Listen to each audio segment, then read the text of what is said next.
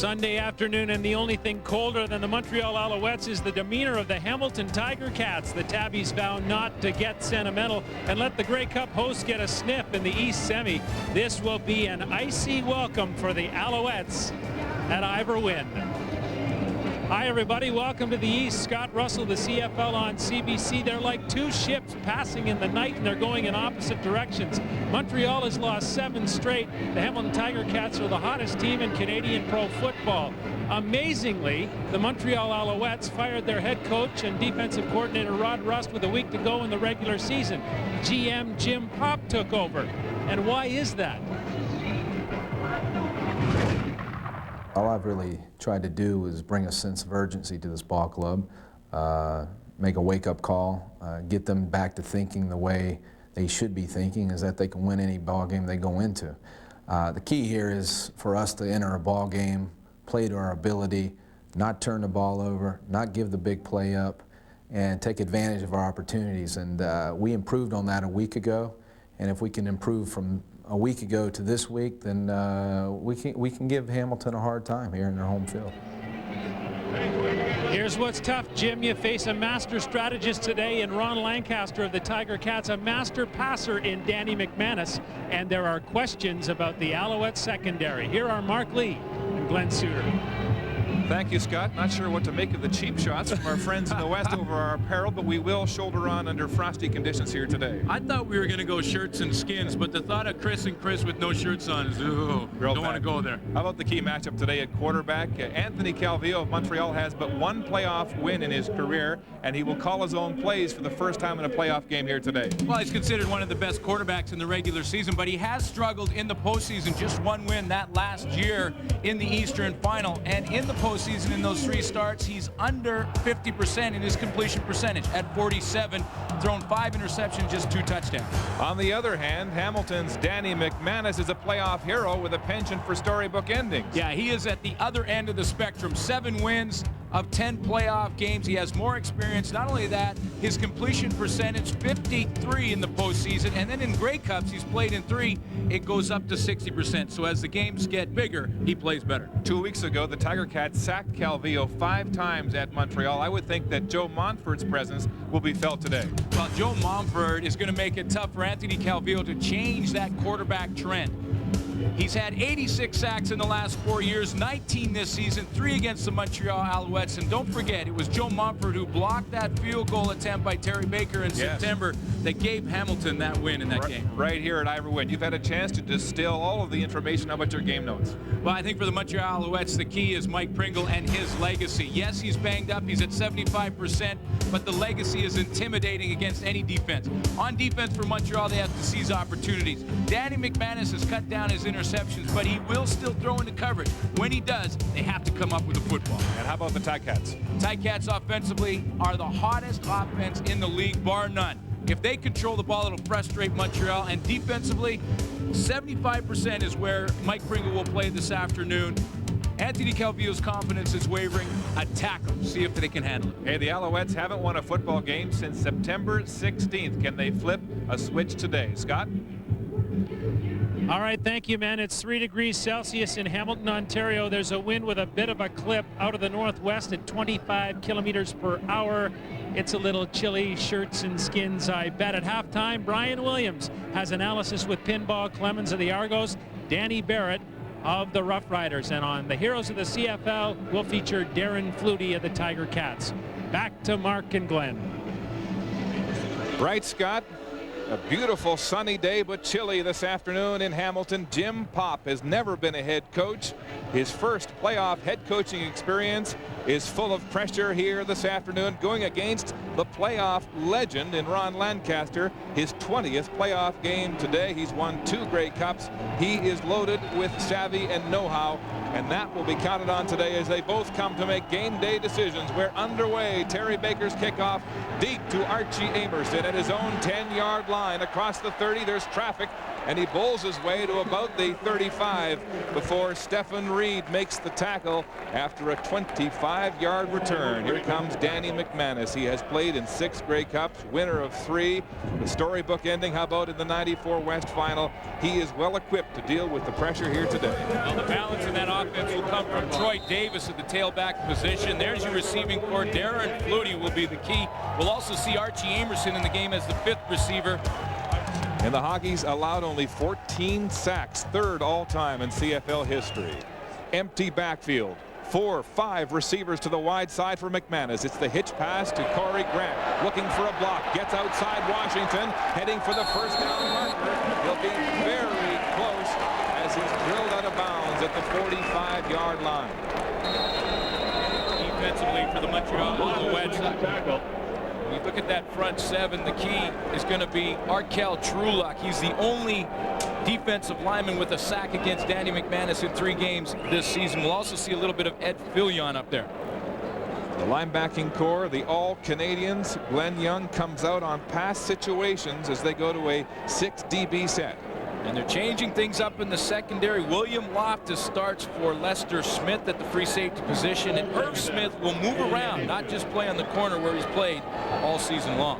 Yes, the Alouettes, who've known as a zone defensive team, getting away from that during their 7-game losing streak, and Irv Smith is one man who knows that set so well. We'll see him beside the safety at the inside half position and on the corner this afternoon, depending on the situation. It is 2nd and less than the length of a football for the Tiger Cats at their own 44-yard line. McManus up behind Carl Coulter. He'll sneak, pushing, and it looks like he might have the necessary inches for the first down. Yeah, 2 big question marks for the Montreal Alouettes, I think, defensively. One, can Kelly Wilshire get through this entire game? We talked about the fact that he was on crutches on Tuesday. He's going to be important because it's going to be Kelly Wilshire that'll be up jamming Darren Flutie and Archie Emerson as they release out of the receiving corps. Flutie coming into this game needing only 3 receptions to break Alan Pitt's playoff record for all-time catches. That's 78. Another empty backfield as the Cats show pass. 5 receivers to the wide side. McManus throwing across the middle, looking for Andrew Grigg. It's too high, and Irv Smith had him all lined up. And that's Irv Smith playing that zone defense, and he had lined up Andrew Grigg coming across the middle. They leave Darren Flutie on the backside all by himself, but the Montreal Alouettes are declaring what coverage they're going to call because they've not moved anybody to the 4 receiver side, so they're just going to drop back in zone. You can see the pressure that Danny McManus was dealing with. The Alouettes have been, excuse me, Glenn, have been getting good pressure from their front 4 in recent weeks. 2nd and long for Danny McManus. Time across the middle, nearly intercepted.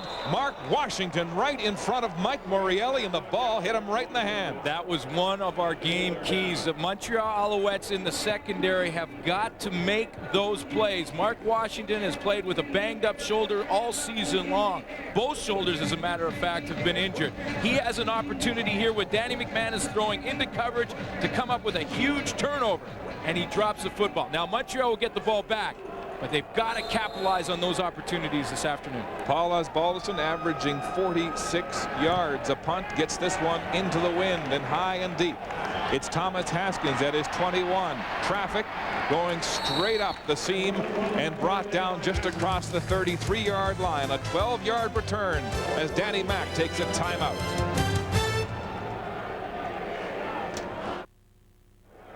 Anthony Calvillo has but 1 touchdown pass to show for 3 games against the Tiger Cats this year. Well, Mike Pringle is the key to this offense. He's at 75%, but his legacy will be important, and it's an intimidating factor. There's the receiving core. Kevin Alexander draws into the game for Jermaine Copeland. Yes, and he's a huge addition for the vertical speed he has. The Hoggies here have been solid all year and healthy for the Alouettes. Here we go, first series of the game. Pringle ready. He'll get the first handoff, running hard, but chipped right at the line of scrimmage by the middle linebacker, Jason Lamar, who cut him down at the ankles. Well, Fitzpatrick was in on that tackle as well. One of the front 4 for the Hamilton Tiger Cats, and the key, of course, Joe Mumford, a guy who can dominate a game in a hurry. 19 sacks on the season. Linebacking core has come into its own. Chris Schilling, maybe the most underrated defensive player in the league, and Rob Hitchcock led the CFL with 6 interceptions, tied with Jerron Bolton and Wayne Shaw. It's 2nd and 6. Flat pass. It's caught by Pringle. First down territory as he bulls his way out of bounds just shy of the 50-yard line. So it's Pringle getting the call on the first 2 plays from scrimmage for the Alouettes. As you mentioned, Glenn, he's probably only 75% with that torn tendon in his foot. Well, I love the way people, the experts, so-called experts, have been trying to figure out what's been wrong with the Montreal Alouettes over the 7-game losing streak. I'll tell you what's been wrong. Mike Pringle hasn't been at the top of his game. Consensus is, Glenn, that this Alouette team has to start strong and get going early, get the lead. There's a big hole for Pringle. Running, galloping, close to another first down. Well, Mark, when you consider that in that 7-game losing streak, Mike Pringle wasn't even in the lineup for 3 of those games. And then when he was in the lineup, obviously not at 100%. Now, 75% for Pringle's good for over 1,300 yards rushing on the season and better than most running backs in football. But it's his legacy and the intimidation factor that he brings. Remember, this team has been built offensively around number 27 for the last, well, since '96, since they've been back in Montreal. Exactly. This Montreal offense is predicated on establishing the run and then being able to operate the passing game out of play action, where the defenses are forced to honor the run almost every play. It is a first down for the Alouettes across midfield. Back to pass. Calvillo in the air across the middle, looking for Tyree Davis. Incomplete. Dedrick Mathis with close coverage on that play for the Tiger Cats. There you go, a little play action as you saw that Jason Lamar, the linebacker, was a little concerned with Pringle, and he didn't get deep enough in his drop. That opened up the throwing lane for Anthony Calvillo. He threw it just a little bit behind the intended target. See, out to his left, Jason Lamar was way up too close to the line of scrimmage. That gave him a lane. He just couldn't get him the football. It's Tyree Davis. 2nd and 10. Haskins in the lineup. 5 receivers for the Alouettes. Deep downfield, in and out of the hands of Tyree Davis again. Incomplete. In a punt situation as Rob Hitchcock puts a lick on Tyree Davis. Rob Hitchcock was coming across playing the man all the way, and he had Tyree Davis lined up. 6 interceptions on the season for Rob Hitchcock, an all-star year in my opinion for the Hamilton free safety. There he is, the big free safety who finished in a 3-way tie for the interception lead this year with 6, with Jerron Bolton and Wayne Shaw, as Terry Baker gets set to punt for the first time. A huge 46-yard average and a strong tailwind behind him today. Amerson and Johnson back to receive this one. A high spiraling kick deep through the end zone and across the goal line for a punt single, his 3rd of this year, a 56-yard punt, and the Alouettes are on the board. Danny McManus lit up the Alouettes for 3 touchdowns 2 weeks ago and says he must be the opportunist today. What you did 2 weeks ago is not going to get you any points. So what we have to do as an offense is just stay with our basic stuff that we've been doing. And when there's an opportunity against their tough defense, take advantage of it. You're going to get some little spots here and there. If you don't take advantage of it, it's going to be a long day for you. McManus falling 80 yards short of the passing title this year in the CFL behind Kahari Jones. Of course, he sat out Tuesday night's game in BC. His pass to Andrew Grigg is complete at the sidelines at the 40. Grigg hit hard. He's had his best year in a Ticat uniform, passing the 1,000-yard mark for the first time in his career. I love that clip from Danny McManus. He doesn't care about records. This is a quarterback that does not care at all about his passing yardage as long as he wins games. In that game, he threw 3 touchdowns. Archie Amerson was a big factor. Andrew Grigg has been huge all season long in this Ticat offense. The game was 6 by Grigg. It's 2nd and 4. Handoff to Troy Davis, breaking tackle after tackle, and he'll have the Tiger Cat first down. He had a huge game 2 weeks ago, 148 yards and 2 touchdowns on the ground for the Ticats versus Montreal. Well, no question. It's been interesting to watch this Hamilton Ticat running game throughout the season. In the first 9 games, they were around 100 yards with Ron Williams. They got rid of Ron Williams, and their running game dropped off down to less than 70 yards per game for about 4 or 5 in the middle of the season. But in the last 2 games, Troy Davis alone has rushed for close to 120 yards per game. The only player in NCAA history to have back-to-back 2,000-yard rushing seasons as McManus goes deep. Amerson's got it, then drops it. It's ruled incomplete. Irv Smith, Mark, came across in the zone. This was something that the Montreal Alouettes had problems with versus Edmonton in the last game of the year. But that's why they moved Irv Smith to play the deep defender in a lot of the zone coverage. In other words, Irv Smith is going to be the last guy back because he's a veteran of 8 years. He knows how to time these things up. He comes across, puts his helmet right on the football, and knocks it out of Archie Emerson's hands. Emerson on that very same play, 2 touchdown catches against Montreal on October 28th. 125 yards in that game. He should have had that one. 2nd down, 10, Tiger Cats. McManus flaring it out to Troy Davis.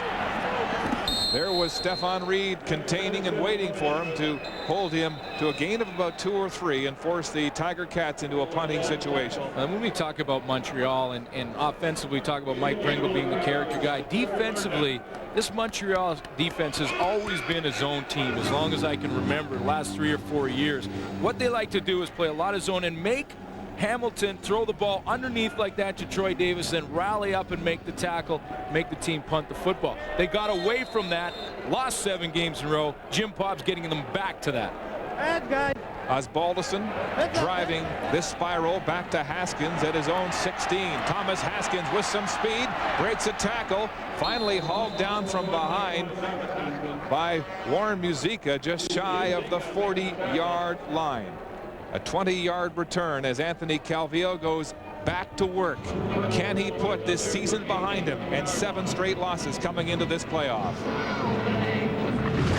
We got to go on the road. We're here to play Hamilton, and I know the guys are really excited right now because the regular season's over with, and now it's just down to a 1-game season. Calvillo, 1st and 10 at the 38 of the Alouettes. Back to the ground, trying to establish Pringle. Pringle nowhere to go. And he's mugged by Chris Schelling, the leading tackler on this hungry Ticat defense, right at the line of scrimmage. Chris Schelling did not even make the trip on Tuesday to Vancouver for Hamilton's last game just so he could get a little bit of rest. Of course, he played an entire XFL season and has really come into his own this year in the regular season. 8 sacks. You mentioned he leads the team in tackles. He has been all over the field for the Hamilton Tiger Cats. Loss of 1. It's 2nd and 11. Haskins in 5-receiver set. Back to pass Calvillo. Time across the middle. It's complete to Haskins as he breaks the tackle from Sean Woodson and careens across the 1st down marker. Now, the Montreal Alouettes in a 7-game losing streak, no question they don't like that, but I think they like their position right now. And what I mean by that is they're coming into the playoffs for the first time in a lot of years not the favorites. In fact, most people have ruled them out of this game completely, and I think they like that position. 1st down, the gain was 12. Back to Pringle. Short gain on the play to center field as Joe Montford came sliding down the line of scrimmage to make the tackle. Well, he is so quick. He's able to slide down the line and make the tackle on a running play, but also recover should Anthony Calvillo pull that football out and try and get him on play action. That's why Joe Montford is so effective in what he does, because he has the ability to both play the run and the pass in the same play. 2nd and 7. Alouettes. Calvillo barking an audible at the line of scrimmage. Blitz back coming. to pass. Here's the blitz. It's knocked down. Gonzalo Floyd gets his arms in the air to shield that pass attempt from Calvillo. Hamilton Tiger Cats defensively tried to disguise like they were going to play a zone defense. They moved Chris Schelling out to the outside on the backside of the play, and then they sent him on a blitz. And that caused Anthony Calvillo to maybe rush the throw a little bit, and Gonzalo Floyd was right there in the passing lane. You see number 30 on the outside working on Mike Pringle. So Don Southern coming with a little pressure defensively, and we thought they might attack. Exactly. Sacked 5 times Calvillo was against these Ticats on October 28th. Feeling the heat there as Terry Baker gets set to punt, standing at his own 40. Baker end over end. Archie Amerson on the run across the 17. Sidestepping tackle after tackle. Breaks free down the sideline. Baker, the only man back. Gets a block from Schelling. Still going, still in bounds to the 15, 10. Touchdown, Tiger Cats. But there's a flag on the play. I think, Mark, the flag is going to be against the Montreal Alouettes for holding on Bruno Heppel.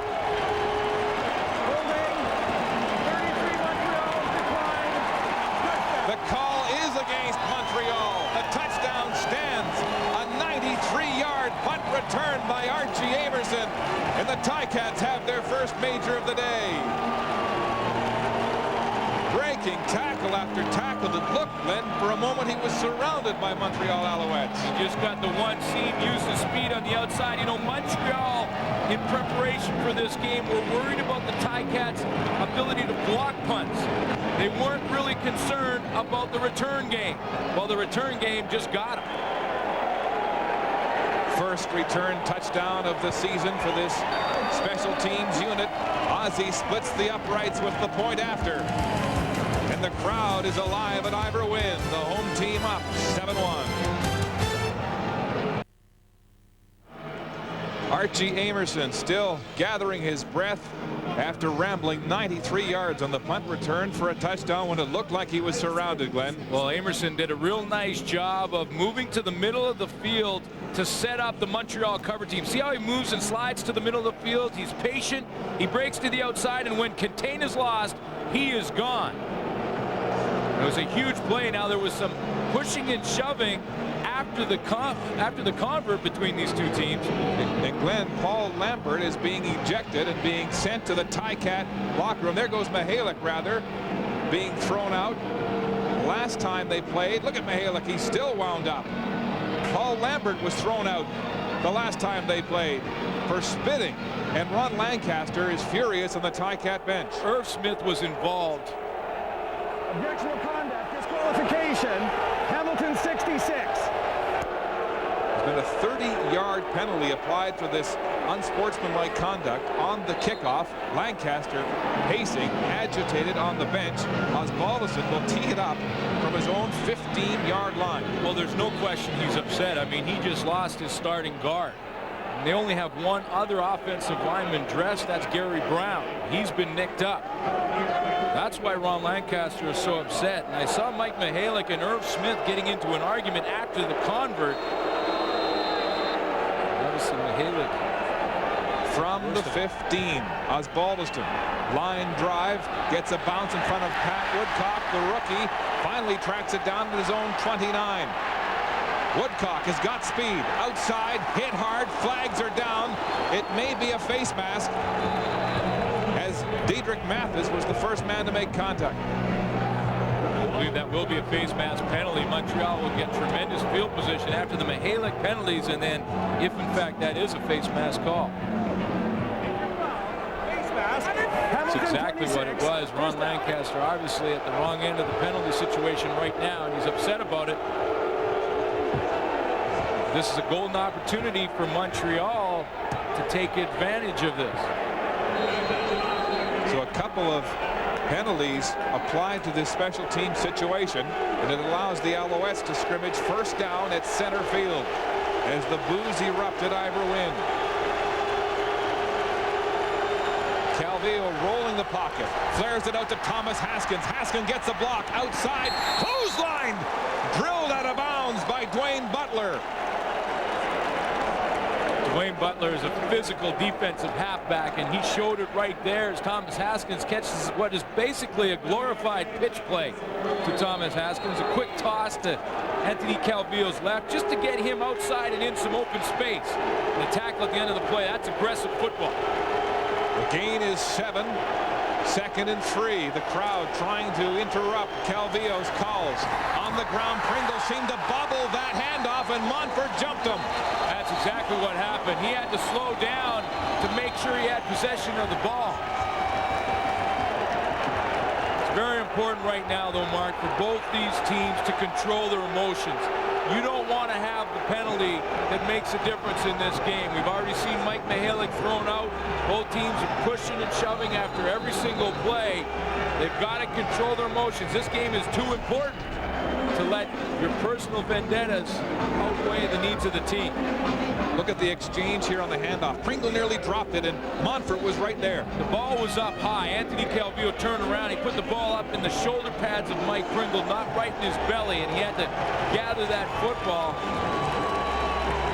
Montfort sealing that second and short situation and forcing the Alouettes to punt again. Montfort's been very active on the run. He knows the importance of Mike Pringle in this Montreal offense. Corey Grant replacing Archie Amerson now on the punt return. Amerson, of course, with that 93-yarder for a touchdown, saving his legs. Don't forget, this is the third game in 9 days for these Tiger Cats. Baker hesitates, finally gets it away to Corey Grant, but the ball will bounce out of bounds at about the 15-yard line. So tough field position again for Danny McManus and the Tiger Cats. Closed captioning of this program is brought to you by Standard Life. Standard Life. Profit from our knowledge. Back in Iberwin, Danny McManus going back to work with this Ticat offense. The last 2 games against the Alouettes, he's thrown for 299 yards. But his ready list, his play selection shortened here inside his own 20. Big team is in. They'll go on the ground to Troy Davis. There's Wiltshire waiting for him as he crosses the line of scrimmage for a short gain. Yeah, no, so Gary Brown now goes in at guard, and when they bring that big team in, they have 4 fullbacks dressed. The Hamilton Tiger Cats, they have Jeff Johnson, Jared Smith, Dwayne Ford. They're all in there along with Randy Bull. So when they go with the big team, those fullbacks become more of a factor. But Gary Brown now, who's been nicked, has got to play the entire game. Gary Brown apparently playing with a back injury. It's curtailed his play in the last half of this season. But he's in for Mike Mihalik, ejected for his conduct. McManus throwing, nobody there except 2 or 3 Alouettes, and it may have been a misread between McManus and Darren Flutie. Let's go to the sidelines, and here's Scott. Right, Mark, you were talking about the conduct of Mike Mihalik. Well, here's the understanding on the Alouette bench. Ed Fillion tells me that Mihalik is gone because he spit on Irv Smith of the Alouettes, and so things are getting nasty down here. No love lost between these football teams. Mihalik because he spit on Irv Smith. Guys? Right, Scott, that's the second time a spitting incident has cost a Tiger Cat lineman. Mihalik this game, Lambert the last one. A squib punt from Osbaldiston. Bounces across the 45, and then it's pounced on, and there'll be no yards there as Torrey Hunter jumps on it with the Tiger Cats within the 5-yard restraining zone. It was right after the Archie Amerson touchdown. This was after the extra point. Mihalik is in there with Irv Smith. They're talking now, no matter what Irv Smith said to Mike Mihalik, right there. Hamilton 26. no matter what he said, to spit on him in that situation, and you saw it happen, the refs were right there on the spot, threw him out, and that just put himself ahead of his football team in a key situation in a big game for them. Now another development for the Tiger Cats, and it's not good. Rob Hitchcock is down at the 45 as Mihalik whacks his helmet and leaves the football game. The free safety is down for the Tiger Cats. That's Rob Hitchcock. We'll check his situation when we come back to Hamilton. Rob Hitchcock is back on his feet, but moving gingerly as he gets a hand from Tyree Davis, the popular hometown hero here in Hamilton. Well, he's the quarterback of the defense, too. When Montreal Alouettes come out over the football and change things offensively, he's the guy that makes the checks in the secondary and gets everybody lined up properly. And you add to the season, the season that he's had, and be a huge loss. Kyle Walters, the backup safety, will come in and play in the middle of that defense. Now, they're confident in Kyle Walters, but he does not have the experience of Rob Hitchcock. The Tiger Cats have been penalized 3 times for 50 yards already in this first quarter. Yeah, they have to keep their composure. First down, Alouettes at the 37 of Hamilton. Calvillo straight back to pass. Flush from the pocket. Lots of room on the far side, and he'll run. Fitzpatrick gives chase, but Calvillo scampers to the 15, maybe the 16-yard line, and steps out of bounds with a Montreal first down. What a play by Anthony Calvillo, because the guy that he made miss in the middle of that pile was Joe Mumford, and you can't make Joe Mumford miss very often. Mumford is going to come from the left of your screen, number 53. He gets up inside and is right there. He's right in the face of Anthony Calvillo. A little shake move by Calvillo gets him to the outside. And away you go. 21-yard gain for the first down by the veteran quarterback. Rolling back to pass again to the end zone. Looking for Mike Pringle, but it's well overthrown. Diedrich Mathis one-on-one on the wheel route there. Well, the other thing that with Rob Hitchcock on the sidelines right now, it changes things for the Hamilton defense. They'll probably go to more vanilla defense, more basic coverages. You don't want to get too complicated when your starting free safety is over there on the sideline. Now it worked out for Hamilton on that last play because they were playing zone against that pass from Calvillo. Hitchcock's had a tough 9 days himself. He played weak linebacker against the BC Lions on Tuesday night. Well, 3 games in 9 days is unheard of in football, and you wonder if this team will hit the wall. First down, Alouettes threatening now in the red zone. Calvillo with lots of time, pumps, will scramble again. Pressure, throws to the end zone. Touchdown, Jock Climby. The Alouettes get their first major of the afternoon. The play is made because Anthony Calvillo buys some time, and Jock Climby never quits on his pattern. Jock Climby had 1 touchdown catch this year, but a clutch receiver with 844 yards, and that time he was in the right place at the right time.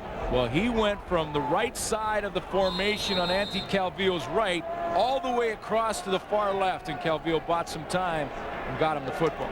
And that's one way he's been escaping the jams. He's been jammed throughout the course of this game. 2 weeks ago, he was beaten up physically by Gerald Vaughn, and the crossing routes helped him escape there. The point after is good, and the Alouettes move back in front by 1 as the veterans on this football team rise to the occasion early. Jock Climby is going to come from here all the way across the field, and there's going to be 3 or 4 different opportunities for him to get the football. Anthony Calvillo's not ready to throw here. Now, hold it right here, guys. Watch how he right there now is Climby. He's still working. Calvillo gets to the outside, buys himself some time. He sees Climby wide open and throws a dart right to him in the corner of the end zone. Glenn, this is something we hadn't seen in 7 weeks through 7 straight losses. The veterans improvising, making things happen. A lot of these receivers haven't been open in a long time. Yeah, and you got to give your quarterback some help, and that's exactly, Jock Climby knows that better than anybody. He's been around long enough in his career to know that when your quarterback is struggling, you got to look in the mirror to help him out. The Alouettes looking composed. They have a 1-point lead against a Tiger Cat team that has been unspooling with penalties and a costly injury right now to their safety, Rob Hitchcock. The kickoff to Archie Amerson at his 10. Amerson with blocks gets to the sideline and steps out of bounds with Mark Washington there to force him out. A 29-yard return for the man who has Hamilton's touchdown this afternoon.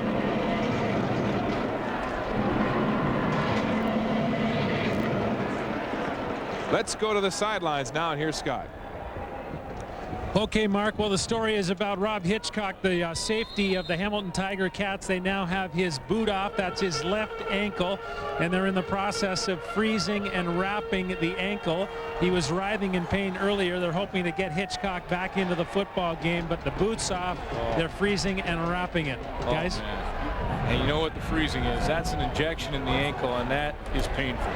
Troy Davis with a dump pass, breaks some tackles. Oh, he is hit hard by William Loftus, who's subbing for Lester Smith this afternoon, and he's a headhunter in the secondary. Yeah, both Rob Hitchcock and William Loftus will hit you, and In fact, Jim Popp said to William Loftus getting his start in this playoff game because Lester Smith suffered a concussion against Edmonton. He said, listen, early in the game, forget about the football. Don't try and intercept it. Just make your presence known.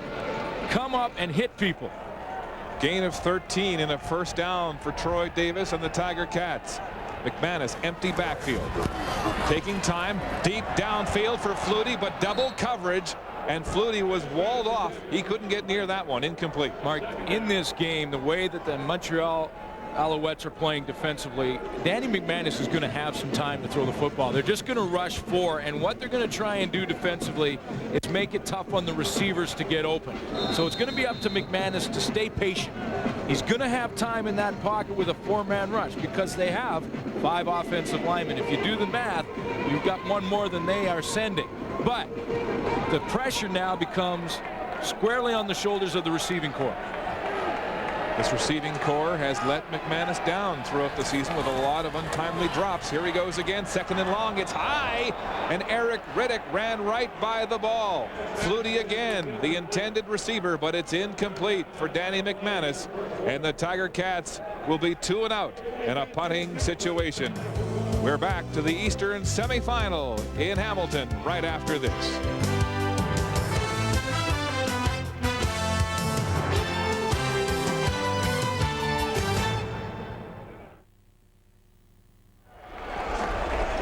Welcome back to Ivor Wynne Stadium. Mark Lee, Glenn Suter, and Scott Russell. This East final.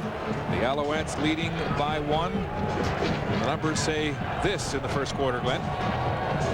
Well, it's been fairly balanced in the passing yardage. 46 for Montreal, 30 for the Hamilton Tiger Cats, and the time of possession almost identical. The penalties have been the big difference, mostly going against Hamilton. Of course, they have Mike Mihalik already ejected from the game. He is gone.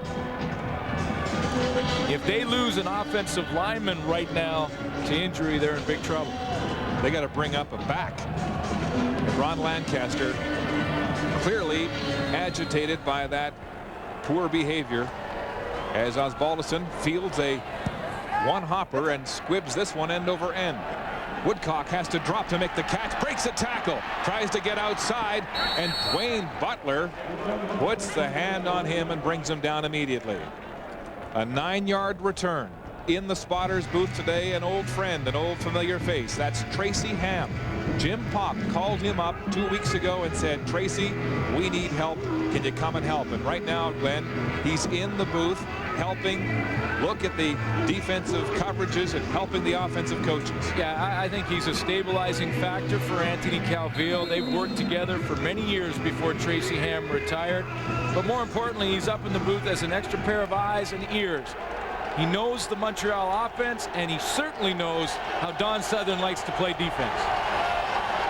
Hitchcock back in the lineup on defense. Pringle gets the handoff. There's a hole opening momentarily, and then he's swarmed by 4 Ticat tacklers. Getting back to Anthony Calvillo, we talked to Tracy Ham before the game. He said, I told Anthony, you've got to put your stamp on this football team now. If you're nonchalant, your teammates will be nonchalant. What'd you make of that? Well, I think it's a great point. And you know, that's part of learning how to become a great leader and how to have the entire team. It all starts at the quarterback position, and Anthony Calvillo is a quiet guy with a quiet demeanor. Tracy Ham says, you got to change that. You got to go and attack. Calvillo throwing to the outside, got a man open. It's Haskins in close coverage. He drops the ball. He had it. They marked it a catch. Did he drop it as he went out of bounds, Glenn? They're saying he dropped it, and I'm wondering why Montreal's not arguing that maybe Dwayne Butler had screened Thomas Haskins to the outside. I don't know that he looked back to that football. No question Thomas Haskins didn't have control of the ball when he went out of bounds. Calvillo is just trying to put a little touch on this, get it up and over the shoulder. Now, does Dwayne Butler, he does peek back. He did peek back over his left shoulder, and that's why there was no flag on the call. Butler getting the start ahead of Clifford Ivory with the inside half this afternoon, mainly because he plays physical football like that. Baker set to punt for the Alouettes in this 3rd and 7 situation. Johnson and Amerson back to return for the Tiger Cats. Baker dropping the clock to 5 seconds before getting this high spiral into the wind to Amerson at his 42. Not much going there as Reggie Durden came in with a spear to drop him immediately. A 43-yard punt and just a 5-yard return as the Cats go on offense. Gerald Vaughn holds the CFL record with 10 block kicks, and he nearly got one on that last exchange. Well, this is what they want. There's Gerald Vaughn right out here, and they want Gerald Vaughn to get the one-on-one with the up back or the guy that's furthest back. In this case for Montreal, it'll be Bruno Heppel. You see how Gerald Vaughn is driving Bruno Heppel back. He's setting him up like that so that in the next couple, out of one of those tries, he's going to make a move on Bruno Heppel and try and get to that punt. He is a master at blocking kicks. The pressure will be on Heppel this afternoon. Tiger Cats first down with their best field position to start a drive this afternoon. Dump pass in and out of the hands of Troy Davis, and he was hit quickly with Wiltshire and Swift Birch in the vicinity. Yeah, I love what they do. It's just a mix-up or a change-up, I should say, for the Montreal defense. They drop Swift Birch, of course, as a pass rusher, 7 sacks on the season, but they dropped him into coverage, and he flew over there and got involved in that play. Again, Danny McManus, the way that Montreal is playing him, is going to have to be patient. 2nd and 10. Tiger Cats again, an empty backfield. 6 receiver set. They'll bring Troy Davis back into block. Downfield, it's complete to Archie Amerson, who rolls across the first down marker, and he'll be close to a first down. It is a first down for the Tiger Cats. Amerson coming off that huge game, 2 touchdowns, 125 yards on 4 catches against the Alouettes 2 weeks ago. Well, with Danny McManus having to be patient, that's what it means that Archie Amerson and Troy Davis become more important in the offense. Those little dump passes will become the key element to this offense if Montreal continues to play this way. Handoff, Troy Davis gets outside. Here's the pursuit. Big block on Wiltshire as Davis turns the corner. And he'll be close to another first down. Troy Davis showing his speed to the outside. He didn't have anything at the point of attack, which was off the tackle. So he just bounces it outside. See how the Montreal Alouettes close down that side of the field, and then he just wins the foot race with Glenn Young.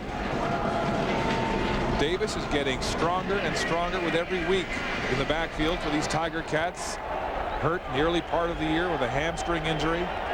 He's been a force as this Ticat running game reignites late in the season. McManus, lots of time, finally gets it away. It's complete to Darren Flutie for another Hamilton first down.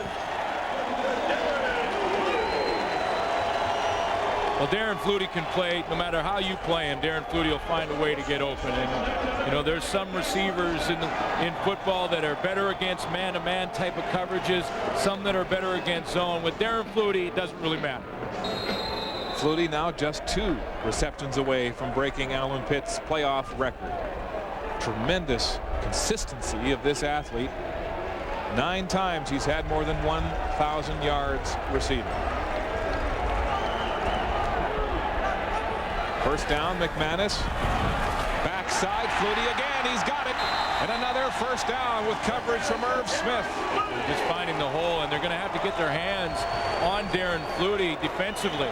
If they allow Darren Flutie to just release off the football like he is right now, he's going to have a great afternoon. It'll be pitch and catch between him and Danny McManus. McManus will use his eyes to look off the defenders first off and then go back to the backside to Darren Flutie.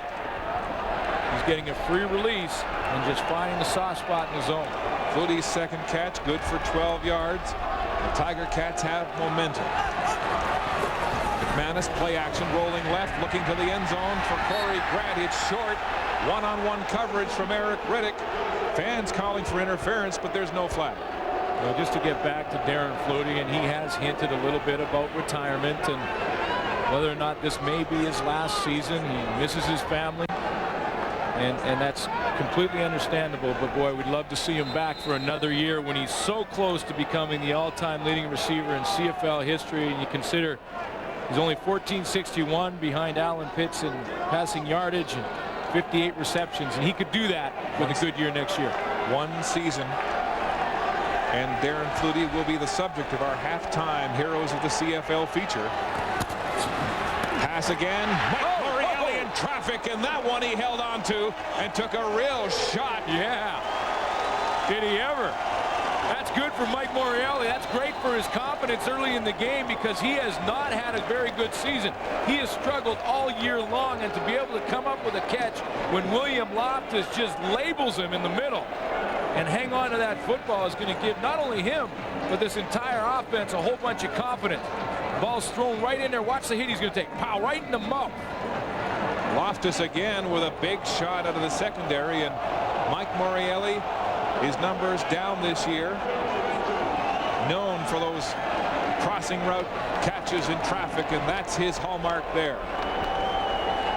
And William Loftus doing exactly what his coach asked him to do heading in. Make your presence known early. Get the receivers peeking and taking a look for you. Maybe they'll take their eyes off the football. Third down, gambled, less than a yard, and they'll go up the gut and have the first down.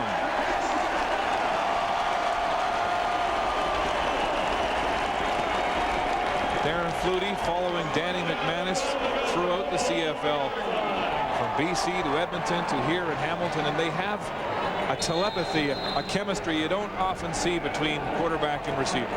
Well, what's amazing to me with Darren Flutie is what he's done in the postseason, because that's when the games are most important, and he's now tied Alan Pitts with most receptions in the playoffs, and he's averaged close to 100 yards in every playoff game he's been in. McManus for the end zone. Incomplete, intended for Mike Morreale, but just a little too far. Some people were wondering if Irv Smith could move to the inside. He's played corner his entire 8-year career in the CFL, but he's made a couple of plays already in this game. An early hit on Archie Amerson to jar the ball loose, and now he comes up with a big knockdown to the outside to put Danny McManus in the second down. And basically now McManus has to throw the football at 2nd and 4. This is the 10th play of this drive, the longest offensive series of the afternoon. 2nd down and goal. Pitch out. Troy Davis cuts upfield, and he's hit hard. Markel Trueluck stops him from crossing the goal line. I say he has to throw the football. Maybe I should have said he had to throw to score. He tried the running game, but now it's decision time for Ron Lancaster. 3rd down and goal on the 1-yard line. And the Cats will go for it as Lancaster sends in the signal. Maybe Mike Morreale set the tone in this drive when he hung on to the football after the big hit. They're saying, let's keep it going. Crowd standing at Ivor Wynn. 3rd and goal from the 1. McManus sneaking, turning, waiting for the signal. There's a pileup at the goal line. It's a touchdown, Tiger Cats.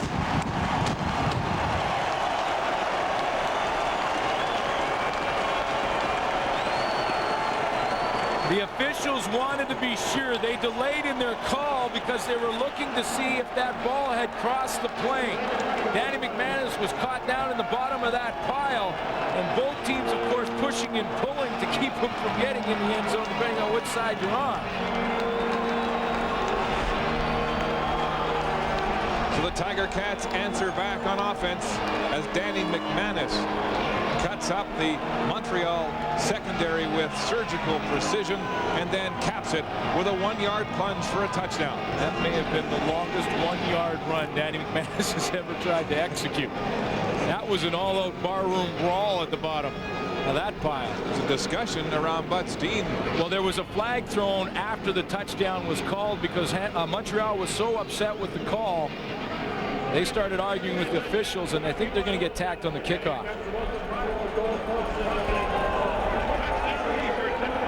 Objectionable conduct, physical abuse of an official, disqualification. Montreal 19, applied on the kickoff. So John Grace is the penalized Alouette. And he's heading, leaving the game in a disqualification. So Mike Mihalik first for the Cats. Now the sophomore, John Grace, the backup linebacker for the Alouettes, is gone. I'll say this about the officials in this game. They are not taking any trash talking at all from these players. So objectionable conduct costs John Grace the rest of this football game. And that leaves Tracy Gravely, the only backup linebacker. And they'll have to find someone to run special teams. You know, at the best of times, football is such an emotional game. Then you get to the playoffs, and that intensity is turned right up. And controlling the emotion becomes the most important factor sometimes. The point after from Osbaldiston is good.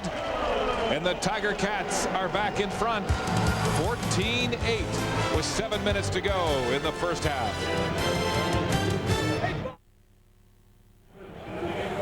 Mike Pringle and the Montreal offense getting set to come back on the field as we await the kickoff from Osbaldiston. Another look at that sneak in the touchdown right at the goal line. See number 19, John Grace, was right in the middle of that pile fighting to keep McManus out of the end zone. And here's where we think the penalty occurred. There's Grace on his knees underneath the official signaling the touchdown. You see, and he with his right arm, he hit the official in his right knee. And so it's an abuse of the official.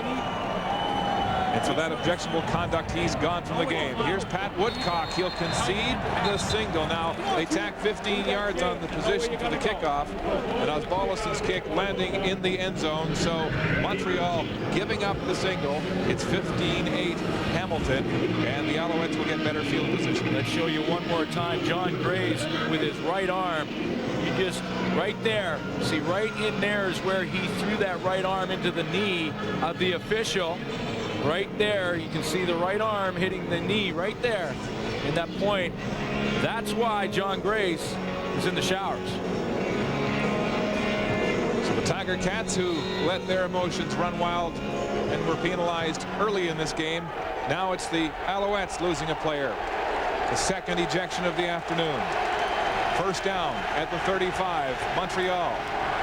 Mike Pringle with a head of steam, runs into traffic, and is brought down by Fitzpatrick of the Tiger Cats. Now, John Grace is a backup and plays on special teams, but this is a big loss for Montreal for a couple of reasons. One, they lose him on special teams. Matt Petts, their leading special teams tackler, is already gone. He didn't dress this afternoon. Now, that means that starters are going to have to fill in on special teams, and then the fatigue factor becomes an issue for the starters. Second down and 6. Montreal. Pringle held to 3 yards a carry so far in this football game. Calvillo to throw. It's complete to Jock Climby. He's got a first down at the 50. An 11-yard pickup. A veteran out of Queen's University. And the Alouettes move the sticks again into the wind with 5:58 and counting. And Jock Climby, he's the guy that they'll look to when Hamilton decides to sit back and play more zone defense, and that's what they did on that last play. Calvillo audibling at the line of scrimmage. Hitch pass complete to Haskins. Got a block across the 55, and that's where he's met and dropped immediately as Gerald Vaughn makes the tackle for the Tiger Cats. The gain will be 5, 2nd and 5. Montreal. Well, we've talked about the purpose of that play, to get the football out in space for Thomas Haskins. The gamble with it is it can easily become a lateral. So if he drops it and that ball is not thrown forward, it's a fumble. Anthony Calvillo has to be careful with that. Calvillo for Haskins. It's behind him and incomplete. Haskins can't hold on to that one. And so the Alouettes will have to turn the ball over. Yeah, and this is the question mark that I have is Gerald Vaughn right now on that last punt. Gerald Vaughn pressure rushed Bruno Heppel. He drove him back towards Terry Baker. Now, is this the punt that Gerald Vaughn decides he's going to try and make a move on Bruno Heppel and go past him? There's Vaughn in the three-point stance for the rush. Johnson and Amerson back to return this offering from Baker. Lots of time and a beautiful punt from Terry Baker to Archie Amerson at his own 13. Amerson up the middle, breaks one tackle. Finally, Eric Lapointe brings him down as he crosses the 30. A 43-yard punt from Baker and a 19-yard return. There's Gerald Vaughn. He's a rugged football player at 6'3", 195, but he may have met his match in Terry Baker. A couple of times again. This is Vaughn off the edge. Again, he's going to rush hard on Bruno Heppel and set him up. Watch after the play, though. Baker's going to give him a two-hander in the back. Vaughn turns around and says, "You don't want to be hitting me," and the two start a brawl right there in the middle of the field. Maybe Gerald Vaughn trying to get in the head of Terry Baker a little bit. I'm not sure if it's too late, but Chris Walby may have to pencil him in on the Warriors. Here's McManus passing.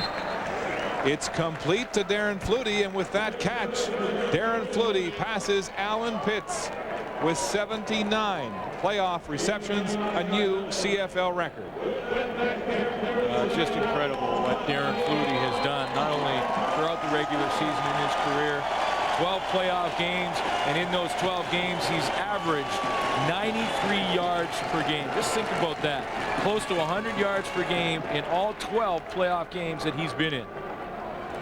He also holds the CFL record for 6 100-yard games. As Davis goes on the ground, the second and short situation. Darren Flutie with 3 catches this afternoon for the record. There he is, moving 1 in front of Alan Pitts. Some big names on that list, including George Reed. Yeah, that's an interesting one when you consider primarily George Reed was handed the football. It wasn't thrown to him, but up there on that list because they were in the playoffs quite a few times back when George Reed played in Saskatchewan. It's quite an accomplishment from Darren Flutie, and throughout his career in the regular season averaged over 1,200 yards per season. Only twice in his career has he been under 1,000 yards, and both years he didn't play the entire season. And you know, this career nearly didn't get started here in the Canadian Football League, and we'll address that at halftime when Darren Flutie is the subject of our Heroes of the CFL halftime feature. Flutie with 3 catches for 33 yards. That ground attack from Troy Davis just short, and so it's a 3rd and less than a 1 situation, and Osbaldiston will punt for the Tiger Cats. 3:36 to go until halftime. Osbaldiston likes to spray his punts. That's why they've got 2 return men back from Montreal. It's Woodcock again on the fly at the 30. No yards will be the call as flags fly on the return from Pat Woodcock. A 39-yard punt by Osbaldiston and a 13-yard return by Woodcock. And add 15 yards for no yards. Exactly.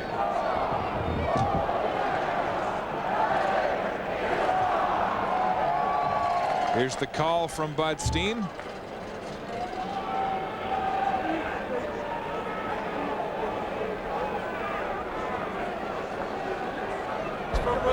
No yards.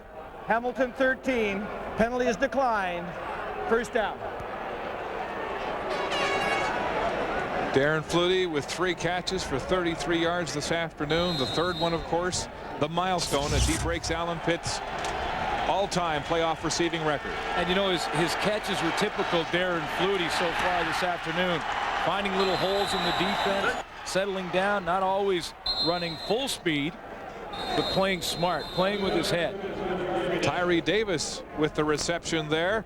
After 2 drops in the first quarter, he's put the Alouettes in a 2nd and short situation when we come back.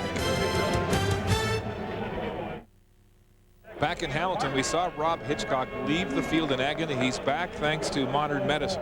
Yeah, you got that injection to freeze the ankle. That is painful in itself. Just imagine sticking a needle in your ankle. He's got it retaped. You see the tape over the shoe. And that should give the Hamilton defense an inspirational lift. He's a warrior. Rob Hitchcock. 2nd and short. Alouettes to Pringle. First down, Montreal, as Pringle gets to center field. Speaking of Warriors. Yes. Tell you what, he's running with authority here this afternoon, despite the fact that he's got that torn tendon in his arch.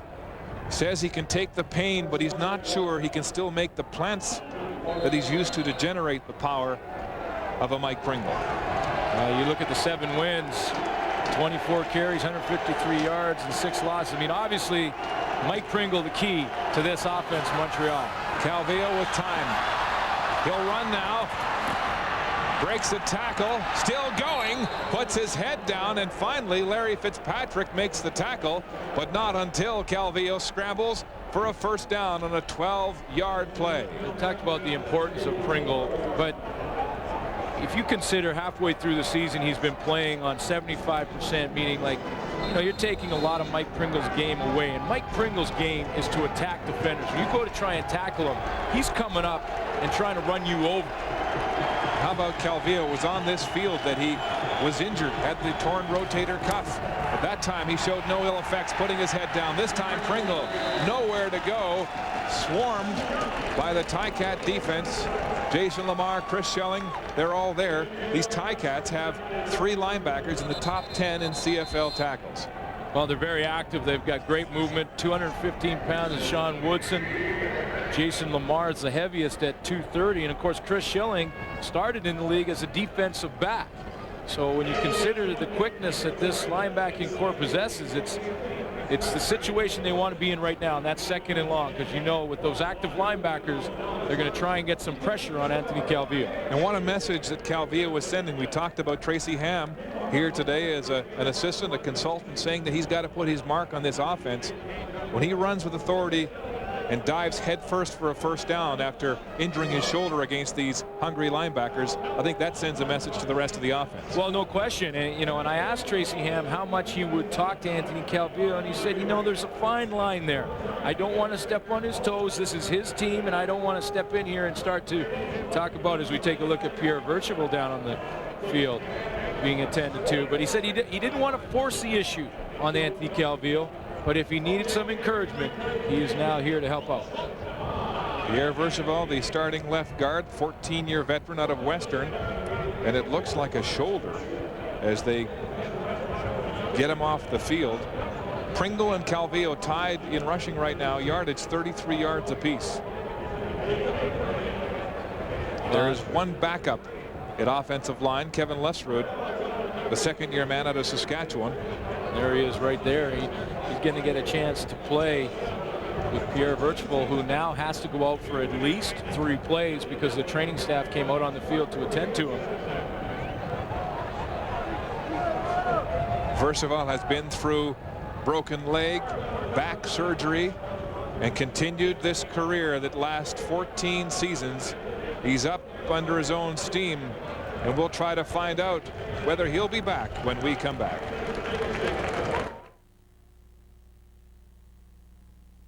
Shop online from the convenience of your own home, and you can get Canadian Tire money too.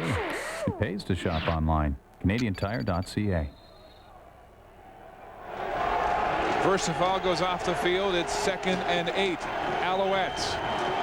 2:05 and counting to go till halftime. And here comes the blitz. Calvillo gets it away. It's dropped. Thomas Haskins, the intended receiver, and it's incomplete. Hamilton came with pressure like we thought they would in 2nd and long, and this time it was Joe Montford on a bit of a stunt. Joe Montford came around from the defensive end, and look what Anthony Calvillo was looking at. 53 bearing down on him. He had to get rid of that ball in a hurry and wasn't accurate on the throw. Montford started out at defensive end and then looped around and hit it right up the middle on the stunt. The Alouettes will not attempt a field goal. Baker is in to punt at center field.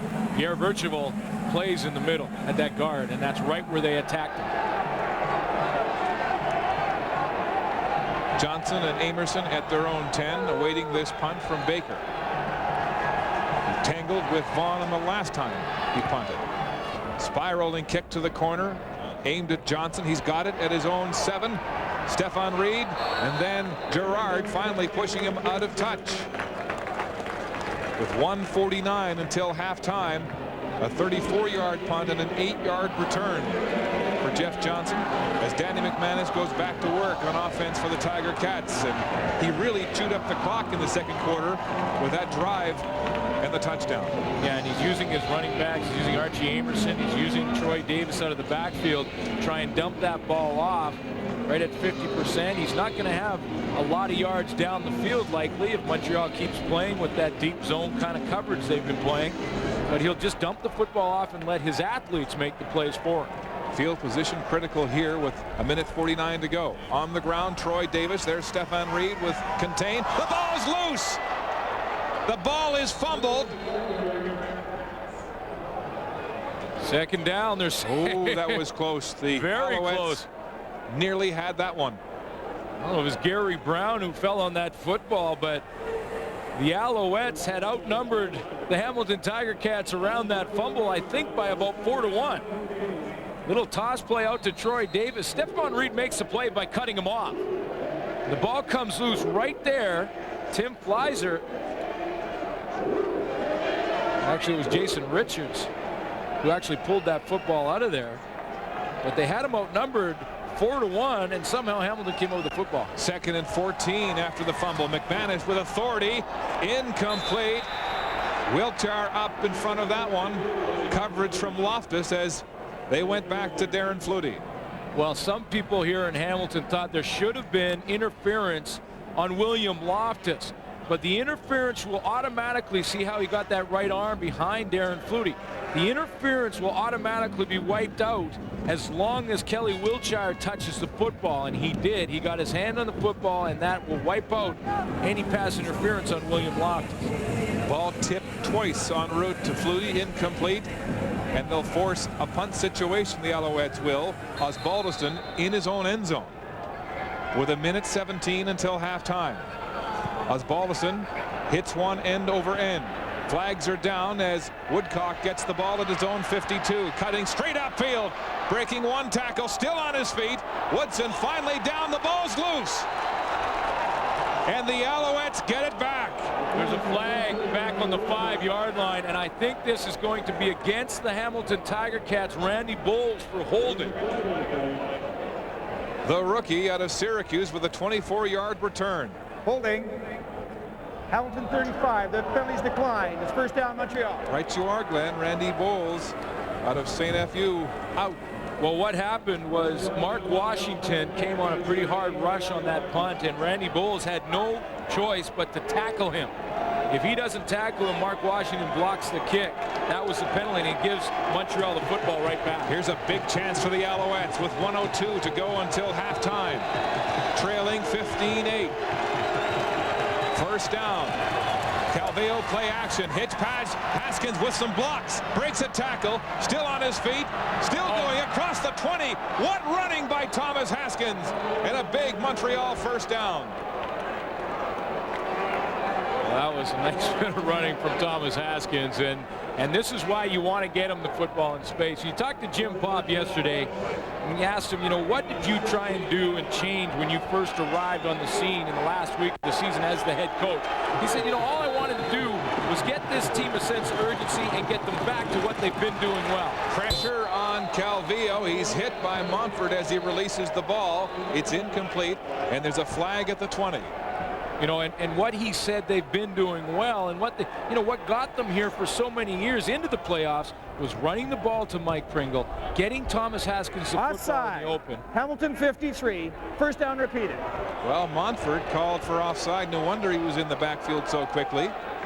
And so it's 1st and 5 for the Alouettes. Ball on the Hamilton 11-yard line. 45 seconds to the half. On the ground, Pringle right through the middle. Hit hard and stopped at the 5-yard line. Rob Hitchcock putting his nose in there for the Tiger Cats. And that's been the Montreal offense, you know, throughout since '96. Mike Pringle, get it out to Thomas Haskins in open area and then play action pass. And they're back to that, and that's what Jim Popp wanted to do, and it's been working. First down on the 5.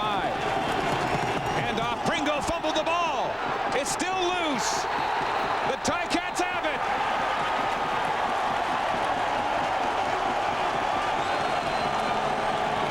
Mark, it's the second time I think that Calvillo got the football up high. Rob Hitchcock comes up with the ball at the bottom of that pile. I don't think Mike Pringle ever had it in his hand. We saw early in the game in the first quarter, Calvillo gave him the football up in the shoulder pad area. He had to stop, gather the ball. Now let's see where this ball arrives. Ball's coming in, again, up high in the shoulder pads. If it hits the shoulder pad area, the ball's going to bounce out. Glenn, the Alouettes have fumbled 7 times against the Tiger Cats coming into this game. 3 of them by Pringle. He's had 2 here today. See it up in the pads? Those shoulder pads come down to just above your chest area. So you got to get the ball as a quarterback right down in the belly area. That's where the running back is expecting it. And keep in mind, Pringle doesn't look at the football. He's looking at the line of scrimmage. Oh, is he upset as the Alouettes blow a golden opportunity to tie this football game? Mark, running backs are looking down the field. They are expecting the football to be in the same spot every time. Montreal. Once Mike Pringle was able to gather it up off his shoulder pads, that time he couldn't get it, and obviously he's upset with the whole situation. That's an opportunity missed. At very least, Montreal comes away with 3 points. Pringle being left alone on the Montreal bench. Rob Hitchcock has kept the game ball. The hometown hero injured, back in the game, and he makes a huge turnover for the Tiger Cats. 23 seconds to go, and there's Pringle still venting his frustration at the end of the Montreal Alouette bench. Well, again, I think, you know, the key for both teams as they go in at halftime is to just settle down a little bit. The emotions have been running wild. We've seen 2 ejections in this game already. There's pushing and shoving after every play, including this one. And, you know, both teams have to go and settle down. You saw Mike Pringle over there sitting in the dugout. He's awfully upset. You know, this is anybody's game at this point, and that one penalty at the wrong time could be the difference. A huge lift for the Tiger Cats as we approach halftime. McManus content to run this clock down and go to the locker room with the lead. Zeros on the clock. Final play of the first half. McManus takes a knee, and the Tiger Cats go to the locker room with a 15-8 lead. Mike Pringle is still by himself on the Montreal bench after an attack of spontaneous combustion following his fumble at the goal line. Let's go down to the sidelines, and here's Scott. Okay, Mark, and here's Ron Lancaster of the Tiger Cats. At what premium now do you put on keeping your emotions in check in a close football game? You have to. I mean, we know it's going to be a good football game, a tight, hard-fought game. You can't let your emotions get the best of you and take stupid penalties. How do you like Danny Mac's read of the Montreal zone defense? He's pecking away. He's doing all right. We should be doing a little bit better. They're playing us exactly like we figured they would. But we need, you know, when it's 2nd down and 2, you got to knock people off the ball and get a first down. All right, Ron, good luck to you. Okay. Ron Lancaster of the Hamilton Tiger Cats, and in the East Semi, they have the lead over the Montreal Alouettes. Mike Pringle has fumbled twice in this football game. The result being the Hamilton Tiger Cats lead 15-8. The CFL on CBC will continue.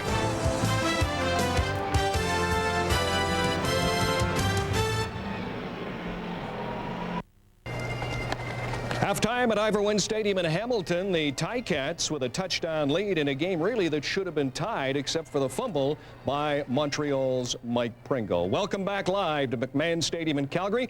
Later on this afternoon here, the Western semifinal, the BC Lions and the Calgary Stampeders. Still to come at halftime, first half analysis. Joining me will be a couple of head coaches from Saskatchewan, Danny Barrett, and from the Toronto Argonauts, Mike Pinball Clemens. Now in that first half here this afternoon in Hamilton, Darren Flutie with 3 receptions. He now has more playoff receptions than any other player in CFL history. He breaks the record previously held by Calgary's great receiver Alan Pitts. So it's appropriate that Darren Flutie is this week's CFL hero. And with the CFL hero, once again from Hamilton, here is CBC's Mark Lee. He is small and not that fast, but Darren Flutie is on pace to catch Alan Pitts as the CFL's greatest all-time receiver. But Flutie is not driven by fame alone. You mentioned stats and where I'll fall on the all-time receiving records if I'll catch Alan Pitts. A lot of people, oh, you can't be tired, you're going to catch Pitts. That's really not why I play the football game. You know, I love football. I love to play, and I love our team winning. Flutie's tremendous career had an inconspicuous start. In 1991, he got a tryout only at the request of his famous big brother. Doug's influence on my career in the Canadian Football League is huge. I don't think I ever would have come up here if Doug wasn't playing for British Columbia that year in '91 when I got released by the Cardinals. I don't think the coaches wanted me up here. I don't think the town really had any interest in his little brother coming up and playing receiver, taking someone else's job. It wasn't long before Darren climbed out of Doug's shadow with one of the most dramatic playoff performances in CFL history. He was still my biggest fan as far as me being a football player, always going to my high school football games, my baseball games and basketball games, and I think that relationship between us supporting each other kind of made everything else just disappear as far as me playing in the shadow of Doug. While Alan Pitt's CFL records are within his grasp, Flutie's desire to spend more time with his family may end up coming between him and the milestones. Nobody. You got to have priorities in life. And I mean, it's so magnified now. I mean, people understand that now after everything that's happened in the world. You got to put what's first. And to me, first is my wife and my children. It used to be before the kids started school that we'd come up during the season, we'd rent a house in whatever city I played in, and we'd be together all the time. Well, now it's changed a little bit. My children are older and start school, and they're in school back in Boston. And it's just hard on me. I mean, they're caught up in their day-to-day school, and Terry's chasing the kids around and doing a million things, but I'm here. I go to practice. I come back. They're not here. And it's just, I just miss them to death. Along the way, Flutie made a friend in quarterback Danny McManus. They've played together in BC, Edmonton, and now Hamilton with a chemistry rarely found in football. Through the years, and when I had the chance to leave BC, he was in Edmonton. Yeah. You know, why not go with a quarterback that I played with before and that I know is a winner? That's the biggest reason I like to play with Danny, is because I know he'll do anything to win. It's not that I'm going to get a lot, all the balls thrown to me. It's just that he's a winner. So you have an opportunity to go to the Grey Cup. We've had some really good moments, and I'll remember those forever. Heroes of the CFL, brought to you by Standard Life. Standard Life, profit from our knowledge. Darren Flutie with the playoff receiving record here this afternoon. Alan Pitt still holds the regular season CFL receiving records. The question is, will Darren Flutie be back to get those next year? At the half, the Ticats are up by a touchdown.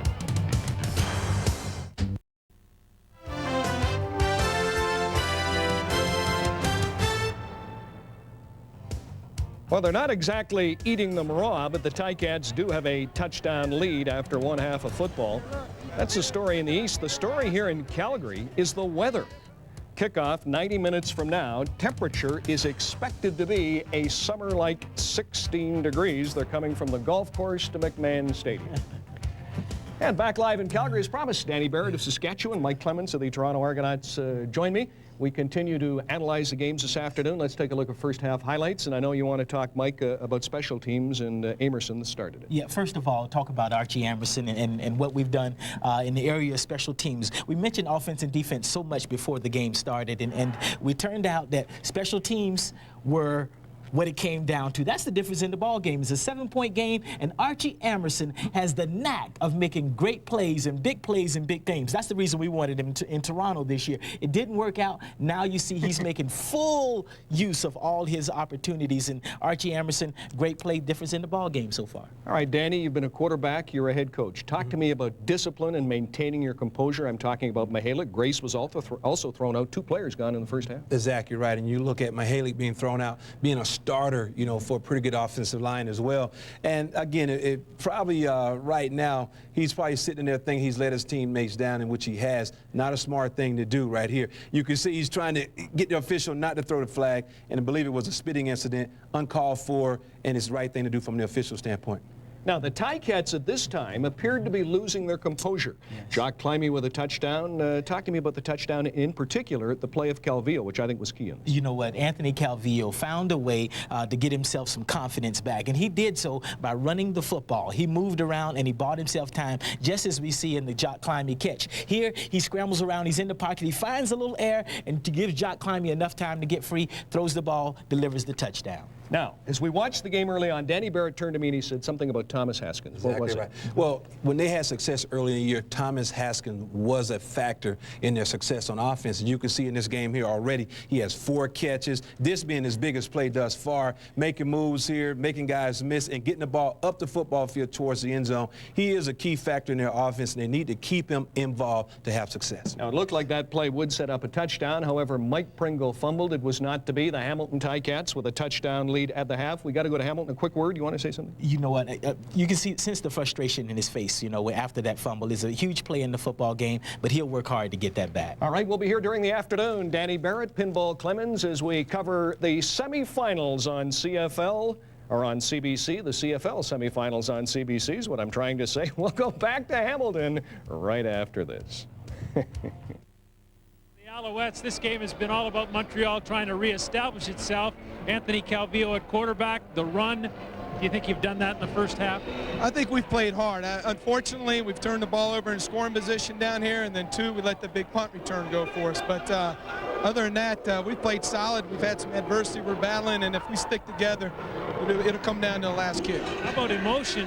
Guys are pretty fired up. What part might that play in the second half? Well, again, these guys are ready to play. They were ready last week, and we let some turnovers and big plays happen. We cut the turnovers and big plays out. We really feel we'll win this ball game. Jim, good luck. Thank you so much.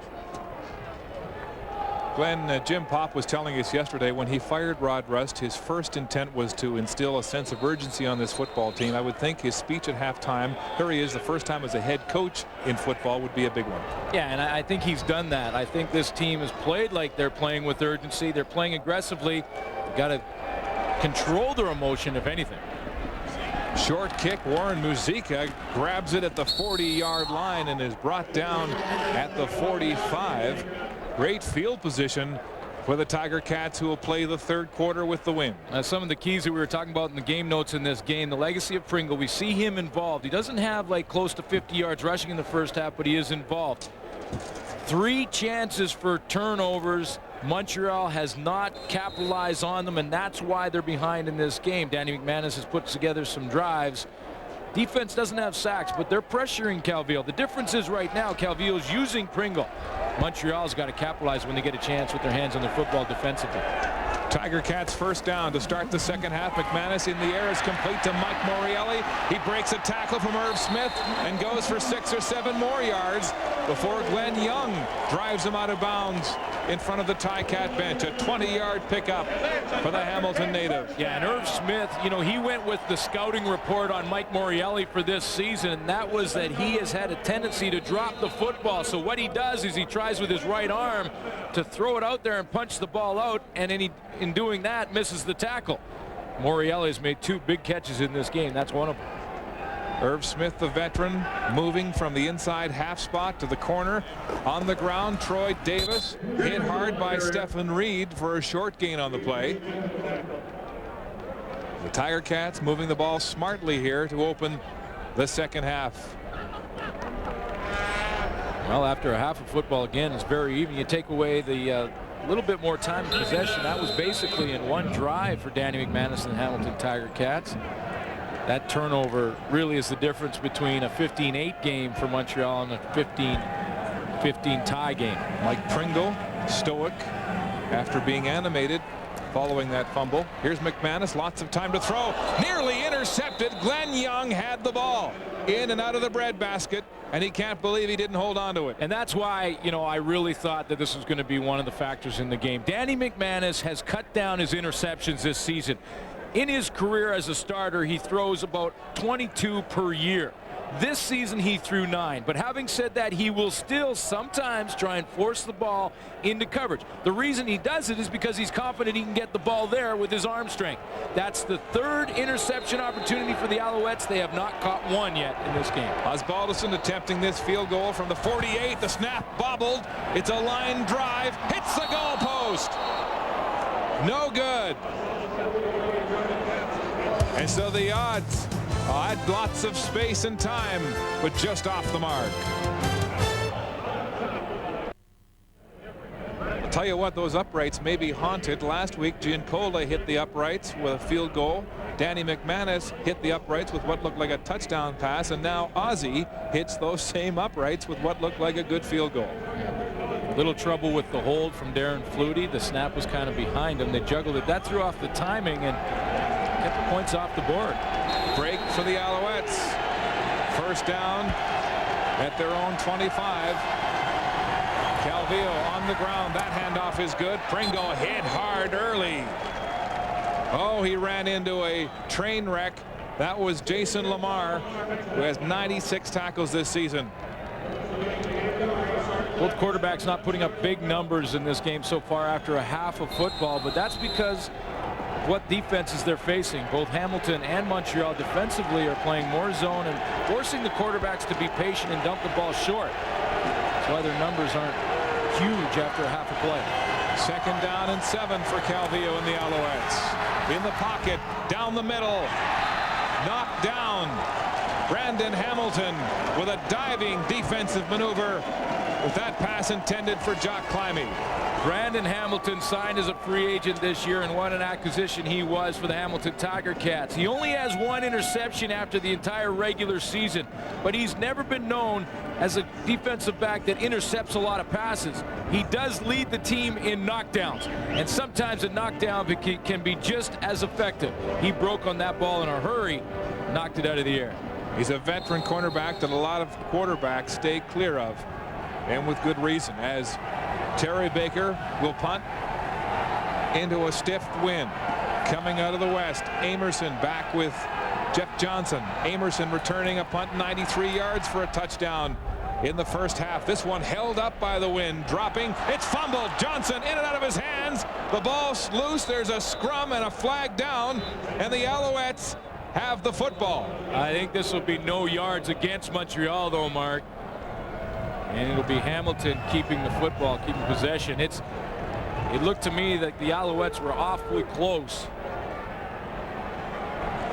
No yards. Montreal 43. Yeah. First down. Young Jeff Johnson, who didn't start playing football until he was in high school at grade 12. He replaced Ronald Williams with a beautiful 109-yard game against Edmonton, but has taken a backseat to Troy Davis through late part of this season. Well, the big play he made there was to run under the football and try and catch it in the air, and you can see Jason Richards, who is the center and snaps the punt in punt formation, was the guy inside the 5-yard area. So it's first down, Hamilton. Good field position at the 43 of Montreal. On the ground, Davis fooling everybody, but tracked down. Good pursuit as the Alouettes limit that game to about 3 yards. Stephon Reed was the guy who was in pursuit of Troy Davis, got over there in a hurry, and you know, this is a guy that the Montreal defense will look to for leadership, as Troy Davis almost fumbles the football. But Stephon Reed, you can see him get there in a hurry. 9 playoff games. He's got the most experience in that linebacking core for the Montreal Alouettes, and they'll look to him for that leadership, especially on first down. 2nd and 7. A gain of 3 by Davis. Passing situation for McManus. He'll flare it out to Davis again. There's support from Stephon Reed. Yeah, there he is again. And he will not have the first down. Osbaldiston has the win, and he said his range was around 52 where the ball had to be marked. So this will definitely be within his range. But another big tackle from Stephon Reed. Back-to-back to hold Hamilton to a kicking situation.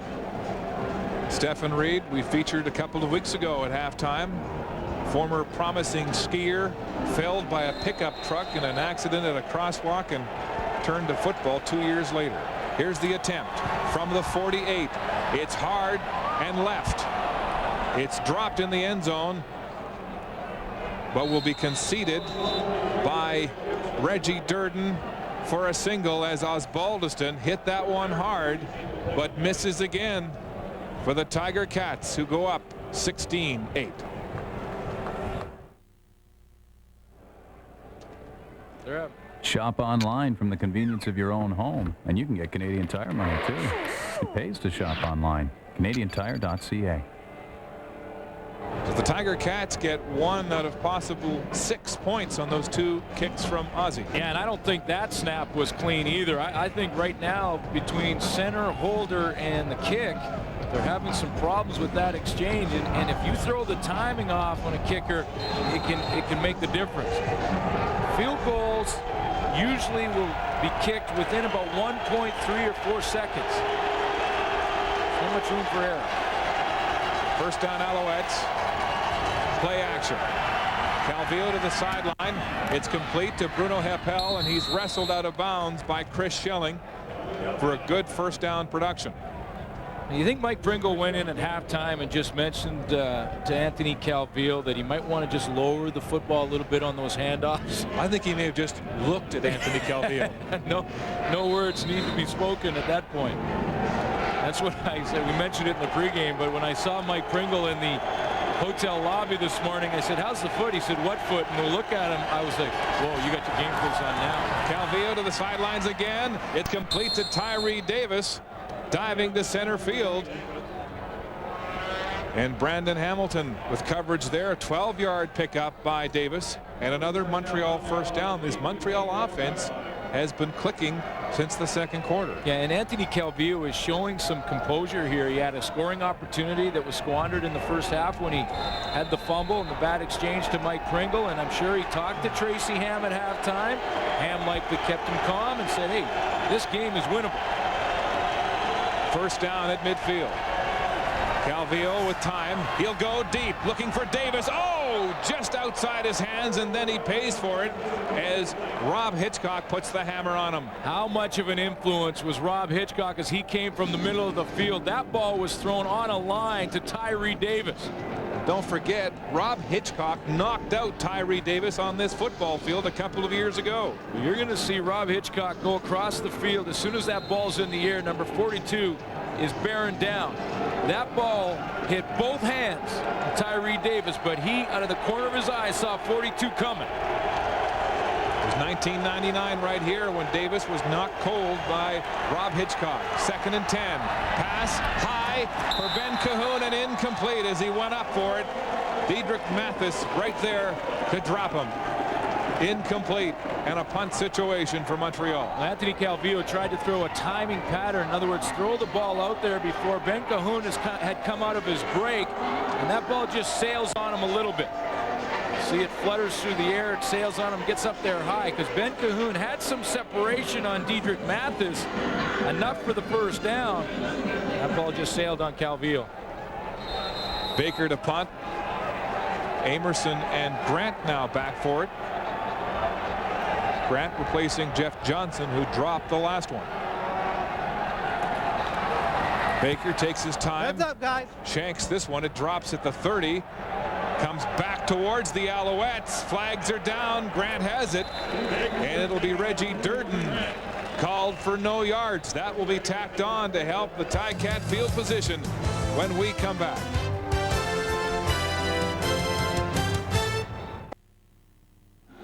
Welcome back to the Eastern semifinal at Ivor Wynne Stadium in Hamilton. The Tiger Cats leading 16-8. A reminder, immediately after this game, it's the Western semifinal from McMahon Stadium in Calgary. The BC Lions and the Calgary Stampeders. Chris Cuthbert, Chris Walby, Steve Armitage, Brian Williams, Danny Barrett, Mike Pinball Clemens, and a cast of thousands, all in shirt sleeves in what we hear is balmy conditions in the foothills today. That should be an interesting game. Two teams that don't like each other very much. Pierre Vercheval shaken up in the first half on the bench, waiting for a status report on him. McManus, flags flying as there's movement along the line of scrimmage. Well, in that last series, Pierre Vercheval was in the game, so he was playing. So whether or not he's fighting through some pain. I know a lot of players out there, especially for Montreal, are doing that. Illegal procedure. Right, Hamilton 65. First down repeated. but at this time of year, pretty much everyone has a nick somewhere along the way. Well, it's amazing how injuries have decimated the Montreal lineup. 115 player games lost this year because of injury. Paul Lambert called for illegal procedure. It's 1st and 15 now for Hamilton. Working with the wind here. 8:04 to go in the third quarter. McManus throwing to Grant. It's way too high. And he's hit immediately from behind by Eric Riddick, coming in from the cornerback position. Yeah, and William Loftus was on his way there as well. And I think William Loftus actually hit Eric Riddick. He came across. Both safeties making an impact in this game. We've seen a couple of big hits from Rob Hitchcock, and William Loftus also involved. Danny McManus didn't look off the safety that time, and here he comes. It actually hit his own player. McManus with his 7th consecutive season over 4,000 yards passing, a CFL record, as he headed into this playoff game. There's Loftus out of the University of Manitoba at free safety. McManus again in the air. Andrew Grigg has it, and he's got a Tiger Cat first down. That's pretty good communication between quarterback and receiver to know for Andrew Grigg when to settle down. He could have run all the way across the field. You can see that on the outside, Danny McManus has time to throw thanks to some help from Troy Davis. Seth Dittman getting a little help out there. And then Andrew Grigg just settling down at the right time. And Arkel Trulak is down on one knee after that devastating block by Troy Davis. He had a heck of a game 2 weeks ago against Seth Dittman, and hence the support from the running back Troy Davis on the block. Well, that's right. See, Seth Dittman was in the one-on-one there with Trulak, and then Troy Davis, when he helped him out, Trulak wasn't expecting it. So Arkel Trulak takes a break, as we will at this moment. Trulak is up and smiling. It looks like he may have been winded on the block from Troy Davis. See, he knows Seth Dittman there. He doesn't see Troy Davis coming. I think he maybe just got winded. Charbonneau has moved to the end to fill in for Trulak for at least 3 plays. McManus to the air. Darren Fluty's got it. Wide open, then thrown down by the rookie Whitley.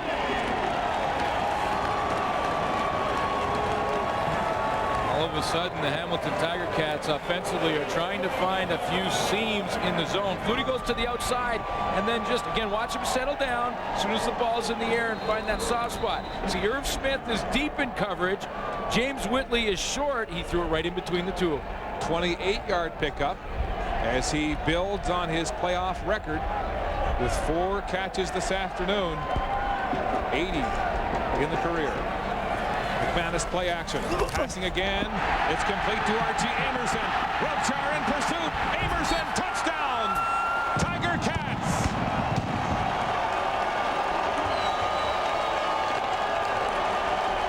Archie Amerson with his 2nd touchdown of the game. A 31-yard pass and run from Danny McManus. Well, it was a gallant effort from Kelly Wilshire to try and track him down on that bad ankle, but he just could not win that foot race against Archie Amerson.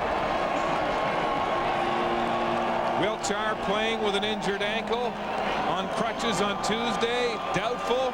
He made it here with rehab and hard work, but he did not have the speed to match Amerson on that play. Flags are waving at Ivor Wynne. The Ticats have a 22-8 lead. Danny McManus surrounded by his receivers with some clever play action and a 31-yard touchdown pass and run to Amerson. Yeah, sometimes all you need is a split second to make a play work. Watch how this play action is going to work on Kelly Wiltshire. Look at his eyes, looking into the quarterback and the running play, or the running play that Danny McManus faked to. That caught him in behind Archie Amerson, and then with that bad ankle, he just couldn't catch up and make up for his mistake. With the point after, it's 23-8. That one over the head of Haskins. He lost it in the sun temporarily. Now he's up and running, and he gets back to the 25-yard line. Kyle Walters with the tackle for the Tiger Cats. As we look at the anatomy of that drive, McManus 3 of 4 in the air. You see Darren Flutie was involved. He found a little seam in that zone defense. Montreal's been playing all game long, and there's the touchdown to Archie Amerson, outrunning Kelly Wiltshire. Now, this is where you find out what kind of team you really have if you're the Montreal Alouettes. Because now your backs are against the wall. Archie Amerson has given the Ticats tons of momentum on that 4-play drive. And that touchdown, how will they respond is the question. 2 big plays from Amerson, 2 touchdowns in this game for the Cats. Here's Pringle bulwarking his way through the middle of the Tiger Cat defense. Finally brought to rest by Chris Schelling. And I like what they're doing. What they're doing is they're not deviating from their game plan. They're sticking with it. Go with Mike Pringle on first down, establish the run, continue to establish that run. It's no time to panic at this point. There's still lots of football to be played. Lots of time left. 5 minutes, 10 seconds and counting in the 3rd quarter. Don't forget the Owls will have the wind in the 4th. 2nd and 3, Montreal. 7 yards on the gain by Pringle up the gut. They'll go back on the ground. Pringle looking for a hole, diving across the 35. He'll be very close to the first down. Mark, you make a good point on that wind situation, because there is a wind here in Ivory Stadium. The Montreal Alouettes won the toss, deferred to the second half. In the second half, they elected to take the end of the field they wanted to defend and kick the ball to Hamilton. So the wind is a bit of a factor, and Montreal will have it at their backs in the 4th quarter. All they need to do is keep it close until then. 3rd down. Into the teeth of the wind here at Ivor Wind for Montreal. 3rd and inches. Their own 35, and they will go for it. You gotta go. Calvillo will sneak and have the first down. Yeah, you gotta go.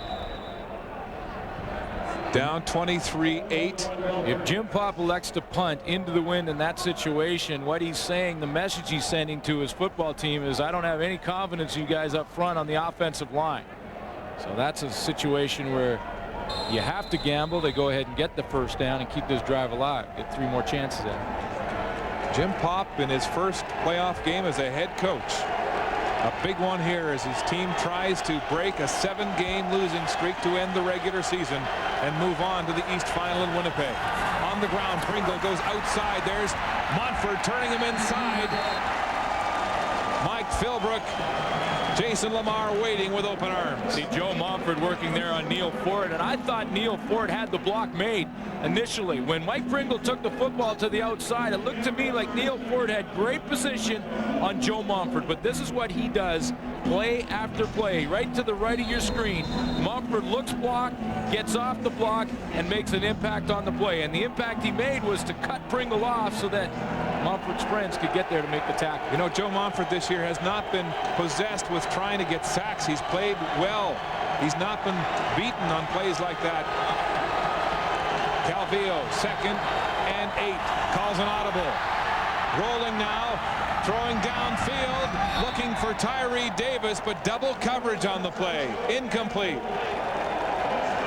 Hamilton were trying to stagger Joe Montford in behind, and almost like a linebacker to try and get him to pick a gap to rush through. And Montford kind of got caught up in the mix. When he did that, gave Anthony Calvillo time to throw the football. You're going to see, watch how Calvillo has time. And Montford is caught up. He's caught up right in there in the mix, number 53. Never really got a true pass rush, but Anthony Calvillo just couldn't put enough on the football on the run to his right to get it to Tyree Davis. We've seen Calvillo audible on a number of occasions this afternoon.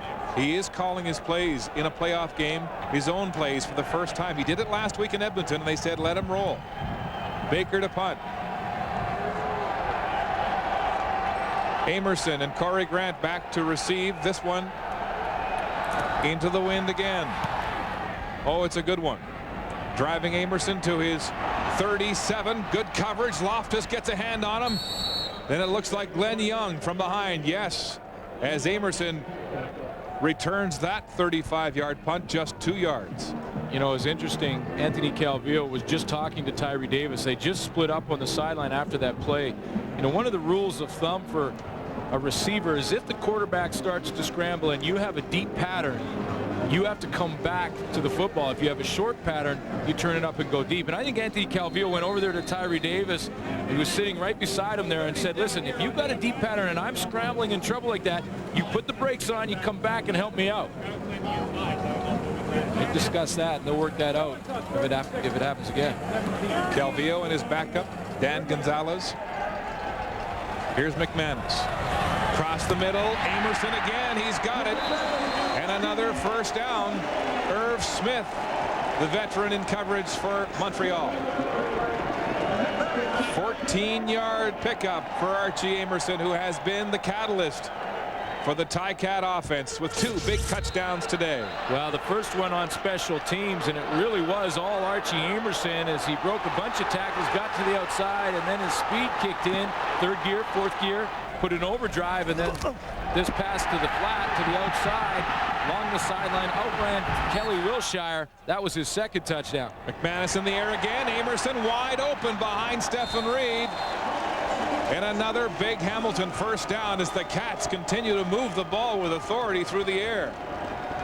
Amerson's doing some Alouette hunting right now because he has been the Alouette killer. You think a couple weeks ago when these 2 teams played, Archie Amerson had 125 receiving and 2 touchdowns. He's already got 2 in this game.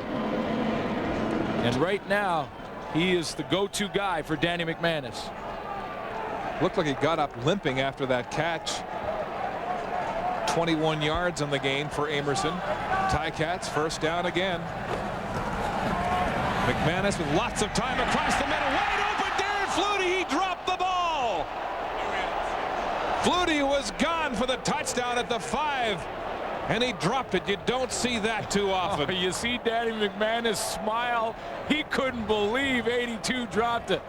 And you know what? He'll go right back to Darren Flutie, no question. Darren Flutie had counted this touchdown. The ball was right on the money, right in the hands. Nothing Montreal could do about it. And he let it hit the turf. And immediately Danny McManus was smiling after the play because it doesn't happen very often. You're absolutely right. 2nd and 10. McManus in the air again. It's high for Morreale, incomplete. Kelly Wilshire right there for the Alouettes. Morreale wanted a penalty flag there because he thought Kelly Wilshire had his left arm around his back when he actually knocked that ball down. But you know, one thing is certain with Danny McManus in all of his experience.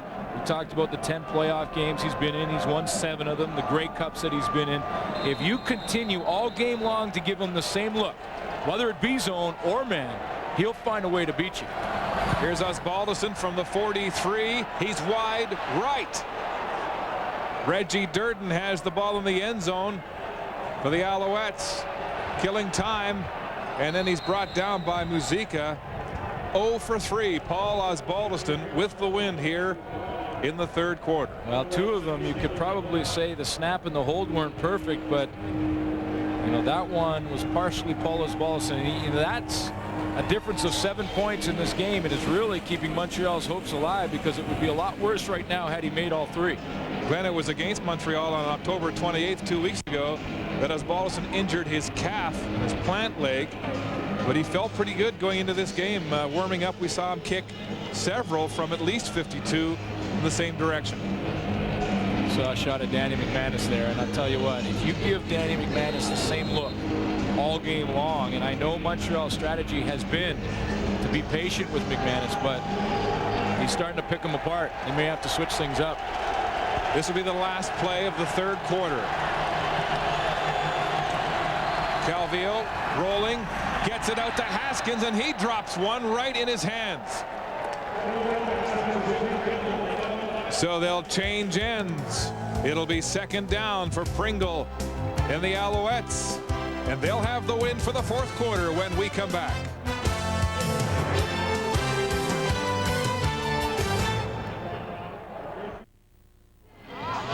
This is the scene at McMahon Stadium in Calgary. Damon Allen getting set to lead the BC Lions against Marcus Crandall and the Calgary Stampeders. Crandall with the best completion average this year in the CFL at 61.9%.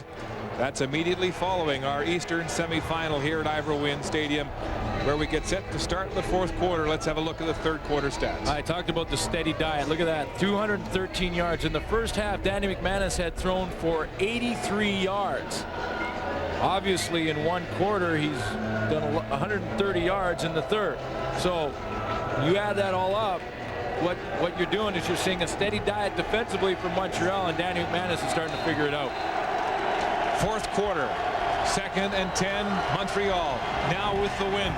Calvillo, pressure, breaks away from Floyd, gets the ball in the air, complete to Thomas Haskins at center field, and a Montreal first down and a big conversion on 2nd and 10 for Montreal. Gonzalo Floyd can't believe it. He can't believe that Anthony Calvillo slipped out of his clutches.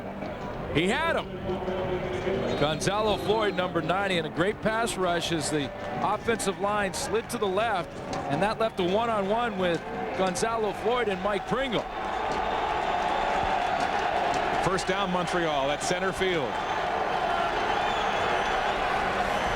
Calvillo straight back down the middle, wide open. Tyree Davis complete, breaks a tackle from Hamilton, finally wrestled to the turf across the 35-yard line, and now Calvillo is answering back with some good throws. You wonder about those missed opportunities by Hamilton. 3 field goal attempts, they got just 2 points out of it. Now Montreal knocking on the door. It's really the only thing that's kept the Alouettes still alive in this game. Haskins, the leading Montreal receiver, with 59 yards on 5 catches. Davis with a big one there. 21 yards and a first down. Movement along the line of scrimmage, but no flags. Here's Calvillo, lots of time downfield. It's complete to Ben Cahoon across the 15-yard line of the Tiger Cats. So Anthony Calvillo throwing with conviction here in the fourth quarter. Well, it's a well-executed play because Kevin Alexander is going across the middle to try and influence Rob Hitchcock, the safety, and then Anthony Calvillo goes to the second one. Calvillo's going to come back. Now watch, there goes Kevin Alexander. He influences Rob Hitchcock and gets him out of the middle so that Anthony Calvillo can throw to Ben Cahoon. First down, Alouettes on the Hamilton 14-yard line. Calvillo to the air, in and out of the hands. I think it's Tyree Davis. The sun was right in Tyree Davis. He can't see. The sun is low in the west now and right in the eyes. It's coming right over the corner of the stadium. It's only got from about the numbers out on that one sideline. That's where the players' benches are. If you go out there and try and look back into it, you're going to see Tyree Davis looking right into that sun, and he had no idea the ball arrived. 2nd and 10 from the 14, Montreal. Calvillo back quickly, flushed from pressure. Will he run? No, he'll stay and throw. More pressure, drops the ball. And a big loss. Montford is so strong, isn't he? Just one arm, the big left arm from Joe Montford knocked the ball right out of the hands of Anthony Calvillo. Because he had a chance. If he hangs on to this football, he has lots of protection back to the other side of the field. He's going to scramble to his left first. He avoids Gonzalo Floyd on the outside. Watch that left arm of Montford. He doesn't get that ball out of there. Anthony Calvillo has a lot more time at the far right side of the field. The loss is 5. This field goal attempt by Baker from the 29. He's not missed in 2 years in the playoffs, and he's wide left here. Now Baker has missed 5 straight this year against the Hamilton Tiger Cats, and that was a big one. Terry Baker has to be wondering if those goalposts are cursed. That's the 4th field goal attempt in this game. 3 by Osvaldoson, 1 by Baker at the same post, and they've all missed. Terry Baker's going to ask and try and find out if any of the fans wrap cellophane around it or something. Can't see because both kickers struggling, kicking with the wind at their backs, which is interesting. Baker missing 3 straight at home against the Cats 2 weeks ago, and then having 1 blocked on the final play of the game right here. Pitch out. Troy Davis back, Nowhere to go, and he'll be hit for a loss on the play. As this Montreal defense swarms him and desperately trying to get the ball back for the Alouettes with 11:50 and ticking to go here in regulation time. Well, this may be simplifying things just a little bit, but if I'm the Montreal defense right now, I'm looking for Archie Amerson. He's been the guy so far in passing situations for Danny McManus, and we've had trouble covering Amerson. Right now, he'll be in the slot right beside Mike Morielli. Loss is 7. 2nd and 17 for McManus. Lots of time. Finally, can't make up his mind and is pulled down from behind as Richards and Trueluck celebrate. Well, what they tried to do, Montreal did, is to walk Kelly Wilshire out on Archie Amerson. In other words, we saw when Amerson had that touchdown how Kelly Wilshire got caught looking in the backfield. Well, this time they eliminated that possibility. They moved Wilshire out there so that Danny McManus just eliminates him from the thinking. That makes him go to the backside of the play. No one open over there either, and he takes a sack. Jason Richards' first sack of the year, and the first time the Owls have gotten to Danny McManus today. Balleston, end over end, low into the wind. On one hop, it's Haskins, and he's hit immediately. Just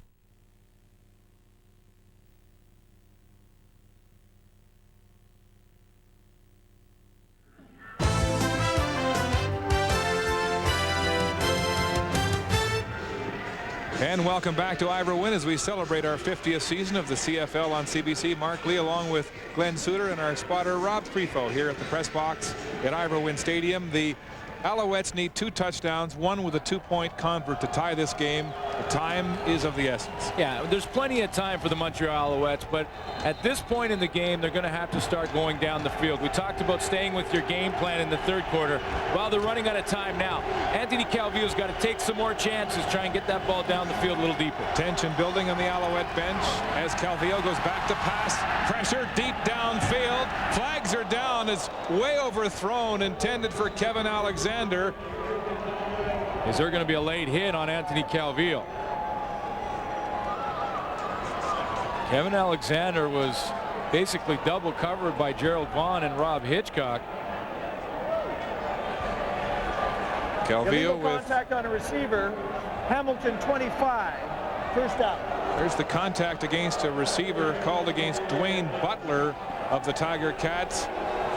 Yeah, I thought that Mike Philbrick was awfully close to a late hit on the quarterback, Anthony Calvillo. That was not called, but it was on Dwayne Butler for illegal contact. First down, Montreal at the 40. Here's Pringle turning, trying to get inside, but it's tough yardage to get as Chris Schelling, all 187 pounds of him, brings down Mike Pringle. When you start to wonder at what point will the Montreal Alouettes be into 3-down football territory. With over 10 minutes, there's still plenty of time. I mean, you could put 3 drives together in 2 minutes in the Canadian Football League, so they have time to come back in this game. But this drive, now that they're inside the 40, becomes that much more critical for them. Mark Washington trying to get this team stoked up. Pringle has now surpassed the 52 yards he had against Hamilton on the second last weekend of the season. Of course, that was his first game back after missing 3 weeks with that torn tendon in the arch. But it hasn't healed completely, and he has been a warrior here today. He has to block in this last 10 minutes more than run the football, I'm sure. But remember, if Anthony Calvillo is going to go down the field and try and go deep like he did to Kevin Alexander, that becomes Joe Montfort time. This is a big down. 2nd and 9. Montreal with 10:09 to go in regulation. Calvillo in the shotgun. It's knocked down. Gonzalo Floyd blocks that pass from Calvillo. Jim Popp is going to send in the field goal team, and Terry Baker is going to kick a field goal. They still feel there's plenty of time. That play only took a few seconds off the clock. Gonzalo Floyd gets his hands up there to knock it down and force this field goal attempt. We haven't seen one go through these uprights at this end of the field just yet. These have been the cursed uprights. 4 attempts through these uprights have missed. I mentioned Mike Pringle going to have to try and block more than run the football. One-on-one with Murphy. Here's the attempt just outside the 45, and it's good. Terry Baker splits the uprights after missing on a chip shot on the previous series, and Jim Pop's Alouettes have 3 more as they trail 24-12. Yeah, and what that does is it eliminates, if the Montreal Alouettes score 2 touchdowns, it eliminates the fact that they may have to go to the 2-point convert now. So they've got that 2-point convert in the bank with the field goal. Now they just need the 2 scores. So Baker gets the 3 points. And Ron Lancaster never looks relaxed. Yeah. Well, I shouldn't say all they need is the 2 scores. It's easier said than done when you're playing Danny McManus. And this Cats defense. McManus in the offense at the controls now, bobbling the snap over the middle, complete to Troy Davis. He puts his head down, and he'll have a Hamilton first down as Calvito gets a swig on the Montreal bench. Lots of work for him left here today. Can he engineer a comeback? Will Danny McManus chew up the clock? That gain 11 yards in a first. Well, it's out of his hands right now because it's in the hands of Danny McManus. And we saw in the last series, McManus went to the running game. Troy Davis was caught for a big loss. I think they're going to abandon the running game from now on in, let McManus run the show. Been passing over the middle against linebacker Glenn Young. Here's a flare pass to Davis again. Swift Birch can't get there. Finally, Irv Smith knocks him out of bounds. But all kinds of daylight there. And another first down. Pressure squarely on Montreal because right now the Hamilton Tiger Cats are about a first down away from answering the field goal from Terry Baker and putting Hamilton back behind the 8 ball again. Gain of 15 yards by Davis. Hamilton really doesn't need the major. They don't have to force the football. Field goal keeps that 2 touchdown and a 2-point convert difference. McManus, time deep down the middle. Ooh, that was intended for Archie Amerson, and he paid a price. It looked like Loftus came up with a haymaking right. No question, he's been playing the man all game long. Let's listen to that shot from Loftus. Right on the head. You know, and he's disappointed. You know why? He wants to play that football. If he plays the ball, he has an interception. Now, I know he's been locked in on the man all game long. That would have been a turnover. 2nd and 10, Tiger Cats. McManus to throw again. Evades the sack from Truelock, still going. Pumps, drops the ball, and it rolls out of bounds right in front of Swift Birch III. Well, he dropped it and he hit it out of bounds, and in the Canadian Football League, obviously it's the last guy to touch it before it goes out of bounds, retains possession. That'll be Hamilton. Truelock nearly had the sack. Spun him around. McManus strong on his feet. Drops, there's that left arm, just bats it out of bounds. You know, it is cold here, the high 3 degrees, and sometimes the leather on the footballs gets really tight, and the balls actually get slippery. We've seen a lot of drop balls here today, fumbles, and that near deadly miscue by McManus. As Hamilton will punt the ball with 7:36 and counting to go. As Balniston gets it away. A good one into the wind. Driving Haskins back to his 15. Haskins straight up the hash marks. Warren Muzica with the tackle for the Tiger Cats. As Swift Birch takes the break, the Owls go on offense when we come back. We're on the road to the Grey Cup with semifinal Sunday. It all ends November 25th from Montreal's Olympic Stadium. Our coverage beginning at 3 Eastern with Grey Cup 50, a documentary on the half-century Canadian tradition of Grey Cup football and the CFL on CBC. The Alouettes hoping desperately that they can be at home at the Grey Cup, but it's a tall order here today. 7:22 and counting to go, and they're down by 12. Hitch pass tipped, it's in the air and nearly intercepted.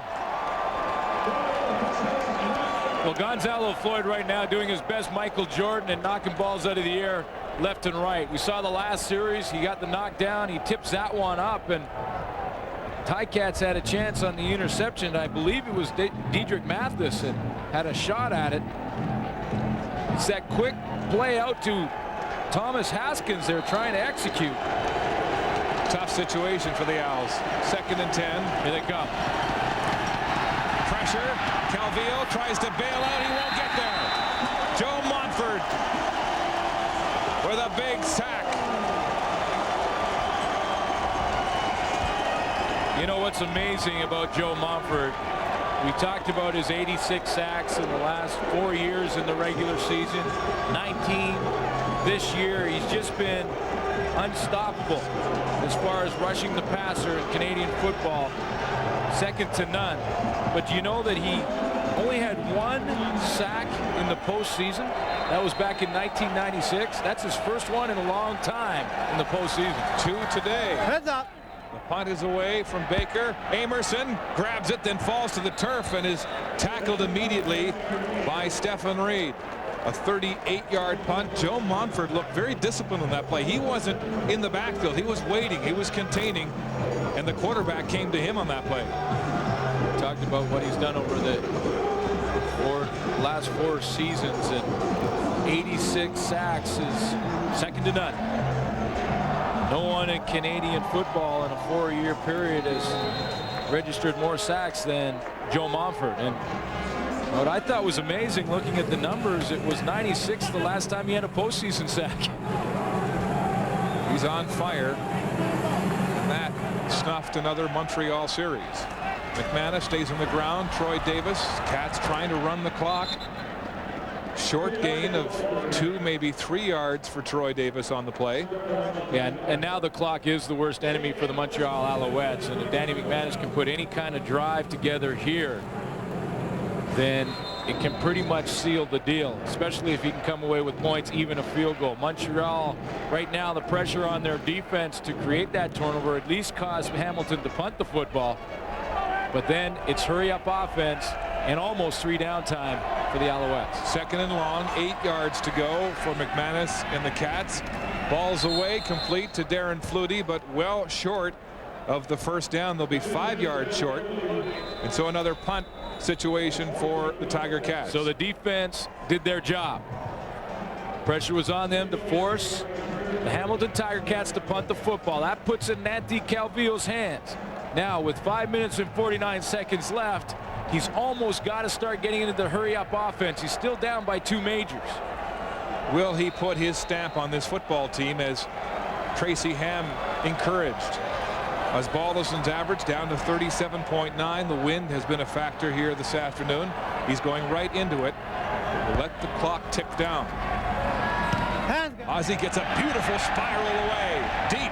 Back to Haskins at his own 15. Haskins makes 1 break. Finally rocked by Sean Woodson, who had a career game last week with 3 interceptions, a touchdown, and a fumble. Sometimes you're the bug and sometimes you're the windshield. Whoa. Sean Woodson came up big time on those special teams for the Hamilton Tiger Cats. Watch the hit he's going to put on Haskins. He just breaks by Kyle Walters, and then here he comes. Pow! Right there to turn him back. Whoa, boy. There's Woodson's numbers from last week against the Argos, including a 100-yard interception return for a touchdown. Here's Calvillo passing across the middle, intended for Ben Cahoon. Incomplete, and Gonzalo Floyd leaves his calling card. Well, Gonzalo Floyd and Joe Montford know the position that Anthony Calvillo's in, and that's that he has to throw the football basically on every down, and he may even be in 3-down territory. So they're going to pin their ears back. You can see Gonzalo Floyd's at the top of your screen, number 90. He's going to come from the top corner. And there he comes. Oh, and Glenn, he got the shot right on the left shoulder. That's the shoulder where he had the torn rotator cuff muscle. And it looked like he was dragging that arm after the hit. 2nd down. Calvillo to pass. Throws it hard. It's complete to Jock Climby, but short of the 1st down by a couple. Well, decision time for Jim Popp. Is it 3 down or not? And it's obviously this is where the head coach makes his money. They're taking a look. It's 3rd and a long 2 for Anthony Calvillo. But with 4:32 left, I mentioned it. I really think it's 3 down football time. You've got to go with it. Danny Machocha, the first-year offensive coordinator, getting instructions from the booth. Dan McKinnon up there, the receivers coach, and Tracy Ham offering some advice, but there's some confusion on the field. The clock is ticking down. Well, they don't want to have to waste their only timeout in the second half because they don't have the right personnel on the field. I think what happened was the Montreal Alouettes wanted to go with the big people and put a couple more linemen on the field. They realized they didn't have that opportunity. Calvillo waved him off, and now he wants the receivers to come back out. Tyree Davis went off and is now making his way back to the huddle. So Calvillo has been calling this game, but perhaps confused with the instructions coming from the offensive coordinator. Well, the clock had ticked down to 0. It is 3rd and 2. A massive gamble for the Alouettes. Calvillo up behind Brian Chu at center. He'll turn, play action. Oh, there's all kinds of daylight. Calvillo heading for the sidelines. There's Hitchcock, who will usher him out at the 51. What a gamble. Got Joe Mumford. They got him. They gambled. Joe Mumford thought that the Montreal Alouettes would go with their money player in Mike Pringle on that 3rd and 2, and Joe Mumford rolled the dice. He thought, okay, they're going to play to 27. Look at 53. Go over there and tackle Mike Pringle, but he didn't have the football. Tremendous fake and a 15-yard gain by the quarterback. This time he passes. It's tipped and incomplete. Pringle got his hands on it but couldn't squeeze it. I think it was Mike Philbrook who this time got his hands on that football, and Anthony Calvillo's had problems trying to throw from the pocket. Both Gonzalo Floyd and now Mike Philbrook getting involved in knocking that ball away. The way you can avoid that for Calvillo is get outside the pocket. More rollout one side or the other. More pressure now on Calvillo. 3:48 and counting to go in regulation. 2nd down and 10. Another tough 2nd and long situation. Cats drop 9. Oh, and Pringle drops it again. A flat pass in his hands. And he had time to turn up, Mark. He had lots of time if he catches his ball to turn up and probably pick up 1st down territory. Now it's a long gamble for Anthony Calvillo. 3rd down and 10, and they'll go for it again. If Pringle catches this ball, look at the room he has, about 4 yards to turn around with it and come up with that 1st down. Oh, he should have had it. Instead, it's 3rd and 10 yards. A big 10. Back to pass, rolling, Calvillo. Lots of time. He throws to the sidelines. Cahoon's got it, but he's short. Diving back. Oh, he might get a good spot, but I think it may not be enough. Well, it depends on where they put the football down. I don't think it is. I think it's going to be a couple of inches short. It looks like it right there. Maybe the length of a football. It is Hamilton football. It's often an overused cliche, but it's a game of inches. And there was a graphic example. And that may be the 3 inches that keep the Montreal Alouettes from playing in the Grey Cup. Of course, there was a lot of football to be played for them to get to that point. Well, that's what Ron Lancaster was saying yesterday. One thing I love about the CFL, he says, is the games never end. That's right. And with 3:16 to go, there is time. It's not over yet for the Alouettes. Well, it isn't. I mean, it still isn't. I have seen 3 touchdowns scored in less than 2 minutes in Canadian football. It can happen. Ticat fans anxious, though, as McManus goes to work on offense. And the clock slips below 3 minutes. McManus going deep for Corey Grant. He's got it at the 30. Tackled by Loftus at the 21. And that's a backbreaker. A huge Hamilton 1st down on a 40-yard gain to Corey Grant. Danny McManus with some crafty play action, bootleg, and then a 40-yard pass and run to Corey Grant. He does this occasionally. Try and go with the naked bootleg, thinking defensively they won't think I'm going to run. Stephon Reed wasn't fooled, and it forced McManus to throw, and that's when Corey Grant made the tremendous adjustment, running downfield, looking over his right shoulder with the ball in the air, went back over his left shoulder and came up with a catch that may seal the deal for the Ticats. Grant with a 65-yard touchdown pass and run last weekend against the Argonauts. And the Ticats are threatening to close the door right here. First down at the Montreal 21-yard line. McManus exploding with 199 yards in the second half. Here's Troy Davis. Cuts upfield, hit right at the goal line. The ball's loose. The Alouettes say they've got it. Well, it's a fight for it. Glenn Young has it. And it is Montreal football on the fumble by Troy Davis. Davis got thrown out of that pile without the football in his hands. And you know that Jim Pop right away told the defense, guys, strip the ball. They're going to try and keep it on the ground and control it, kick that field goal. So another critical fumble as Davis loses the ball right here. The chance to finish off the Alouettes. Glenn Young grabs it for Montreal. Got up because there wasn't a whistle. Calvillo back to pass for the Alouettes. Wants to go deep. Airs it to the flats. It's complete to Pringle. Pringle with a first down and more. Driven out of bounds at about the 36-yard line. What was it that Ron Lancaster said? The games never seem to end. Glenn Young with a souvenir. Here's the scenario. Hamilton kicks a field goal. Even when you look at the turnover ratio, it's becoming a factor. Hamilton kicks a field goal down there where they were well in field goal range. Now it's 2 touchdowns, a single convert, and a 2-point convert for the Alouettes to just tie. And it's getting late. 2:16 to play in regulation. Calvillo complete to Jock Climby, and another Montreal first down at the 50-yard line. Gain of 15 yards on that pass to the veteran Climby in his 13th CFL season. Now basically Montreal 2 touchdown wins it for them. They don't have to go for a 2-point convert. Calvillo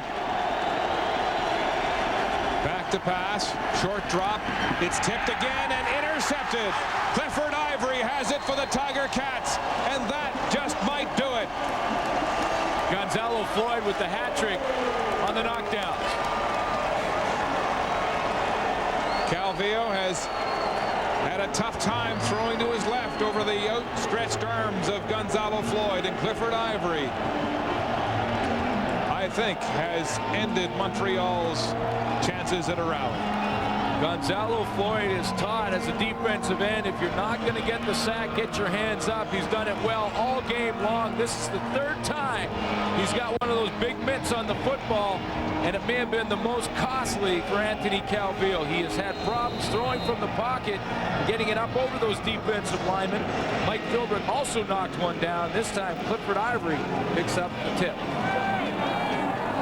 Ticats take over at the Montreal 50 with 1:58 to play in regulation time in a 12-point lead. Here's Troy Davis. He gets the ball right back from Danny McManus after the fumble on the previous series, and a short gain on second down.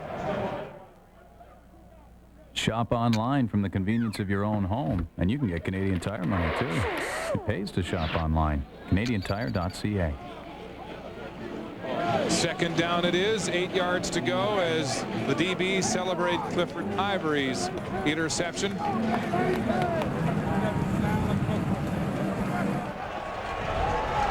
.137 and ticking. McManus hands off to Davis, who goes right up the middle of the Montreal defense, and he'll be shy of the first down.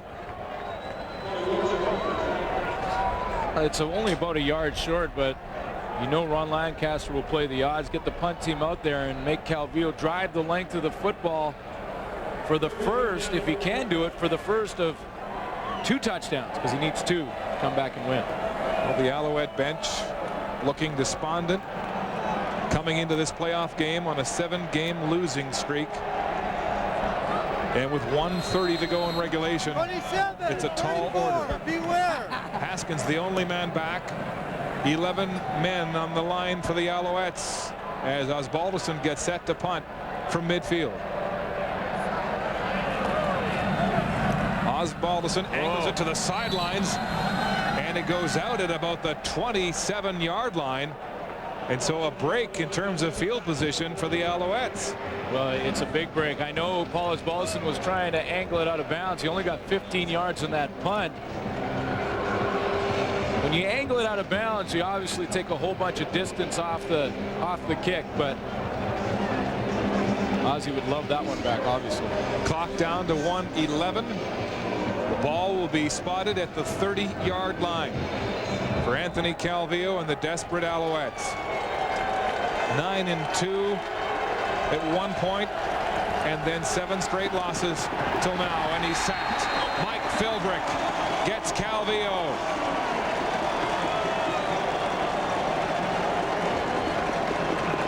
Third sack of the day for the Tiger Cats of the Montreal quarterback. Philbrick didn't make that trip to Vancouver on Tuesday. He rested up. He's played a very good game in the middle of the defense. Joe Montfort's been Joe Montfort. Made it tough on Anthony Calvillo. Floyd's had a monstrous day as well. Calvillo complete to Kevin Alexander, but well shy of the first down. It'll be another third down gamble with 52 seconds to go. And the connection between Danny McManus and Darren Flutie working again on this day as Darren Flutie goes over the top and sets a new CFL playoff receiving record. Calvillo throwing deep downfield for Ben Cahoon. Cahoon goes up for a jump ball. It's incomplete as Rob Hitchcock came across to support Brandon Hamilton. And the Tiger Cats will take over on downs. It creates a great matchup, though, for the Eastern Final. The Hamilton Tiger Cats will travel to Winnipeg to play arguably the best defense in Canadian football season long. Danny McManus has led the hottest offense through the stretch. It's a great matchup for the Eastern Final. Question is Rob Hitchcock going to be healthy for that game? He's made some plays in this game, but remember, he hurt his ankle early. This Ticat team completing its third game in 9 days. They have weathered it well, but as you mentioned, Hitchcock, a key player on the defense, playing with an injured ankle in this football game here today. Tiger Cats saying their season really turned around when they learned to win from behind in the second half, winning 4 of 6. Jim Popp unable to stem the tide for the Alouettes as Cody Ledbetter hands off to Troy Davis, who breaks the tackle and keeps going. The Montreal defense now resigned. You know, and defensively, Montreal did not play all that bad. You know, one touchdown from Archie Amerson. Joe Montfort, a couple of sacks on the game. They played well. Defensively, Montreal, they showed up. They played hard. Against Danny McManus, arguably the best. The Alouettes will be looking for a new head coach in the offseason. Some speculation Wally Buono might be that man. Jim Popp has welcomed that idea. Here's Ledbetter rolling on the play action. Swift Birch III collars him from behind. As time ticks to 9 seconds here at Ivor Wynn. Joe Montfort and the Hamilton Tiger Cats proving too much defense for Anthony Calvillo as Ron Lancaster gets set to move on to the East Final and travel to Winnipeg. He talked about his concern with only 2 days preparation in this game. Not only physically 3 games in 9 days, but their preparation. They only had a couple of practices. Well, that's back to normal now. They will have the full week to get ready for the Winnipeg Blue Bombers. Cody Ledbetter takes a knee. The clock ticks to 0. The Tiger Cats prevail at home. They beat the Alouettes in the Eastern semifinal 24-12 as Lancaster and Jim Popp shake hands. Lancaster moves on. Jim Popp will have to regroup in a long offseason for this once favored Montreal team. Let's go down the sidelines, and here's Scott Russell. Okay, Mark, and here's Danny McManus. You did it again. You missed some opportunities, but got enough done. Yeah, our defense played real well, especially in the second half. They got us a short field a bunch of times, and we were able to take advantage of it. When you got a defense like that, you don't have to play perfect football. Next week, we're going to have to play a perfect game against the top team, Winnipeg. Third game in 9 days. Did you at all feel ill-prepared or tired as a football club here? No, we're just waiting for Tuesday so we get that day off. It's been a while since we had a day off. I know the guys will be looking forward to it, but practice has been great. The guys came out there enthusiastic, ready to go, and it paid off today. How about the Bombers? They're a good ball club. They're the best in the league. We got a chance to play against them. We're going to have to play a full 60 minutes, and I think our guys over here know that. Andy, thanks. Good luck. Thank you. Andy McManus, and here's Archie Amerson. Found his way back to Hamilton after starting this season in Toronto and made an impact today with 2 touchdowns. Tell us how it feels to be back home and going to the final. It feels good. You know, these are the guys I've been with for all 5 years I've been up here, so it feels good to be back home, and now we got to go to Winnipeg and see what we can do there. Do you feel that there's a little bit of speed with you in there in the Hamilton offense? Is that something that you bring to the club? I think so. You know, I help open up guys like Flutie, Morielli, and them. So we have a good chemistry, and it's working good for us right now. What about the Winnipeg Blue Bombers? They're obviously a very strong football club. Your thoughts on them? Oh, you know, they're a good club, but we have to go up there, and we got to go up there and try to get a win. And your thoughts about being back in Hamilton, just on a personal note? Oh, it's good. You know, I'm just happy to be playing, period. I'm just thankful to be playing. All right, Archie, good luck to you. Thanks. Thank you. Archie Amerson, 2 touchdowns for the Hamilton Tiger Cats today, and the Tiger Cats defeat the Montreal Alouettes 24-12, the final score. So the Tiger Cats going on to the Eastern Final against the Winnipeg Blue Bombers. The CFL on CBC will return in a moment. Hamilton Tiger Cats end the dream of the Montreal Alouettes, 24-12 the final. Now they go west to play the Winnipeg Blue Bombers. How classic is that matchup? We are ready for the Western Final in Calgary. Here's Brian Williams. Thank you, Scott. Hamilton Ticats win this afternoon. Back live with Danny Barrett, head coach of the Saskatchewan Roughriders, the future president, current head coach of the Toronto Argonauts, Mike Pinball Clemens. A couple of minutes before kickoff, let me throw out some topics. How about fatigue, Danny? BC, 3 games in 9 days. Well, you know what? I don't think from a physical standpoint it's going to be a factor, but maybe mentally, and that's one of the things that Steve talked about, Coach Barato, that is talked about, you know, yesterday at the press conference. Hopefully, the mental fatigue doesn't set in and they can execute the game plan. Pinball, BC does not have a back with 100 yards rushing in a game. You say, hang on, though, that's deceiving. It is, because now they have 2 guys that have the potential of getting 100 yards, and together they always get 100 yards. And you add Damon Allen into that mix, and then they have a potent running game that's very diverse with Drummond, Millington, and Damon Allen. But I think the key point here is that Kelvin Anderson has averaged more than a yard more per carry than both of those backs. All right, ground control, important for BC. They want to see if Anderson runs it early for Calgary. Danny, talk to me, speaking of Calgary, about a recent win in Winnipeg as it relates to this game. Well, huge, because in a sense, that was their playoff game. It was a must-win situation for those guys.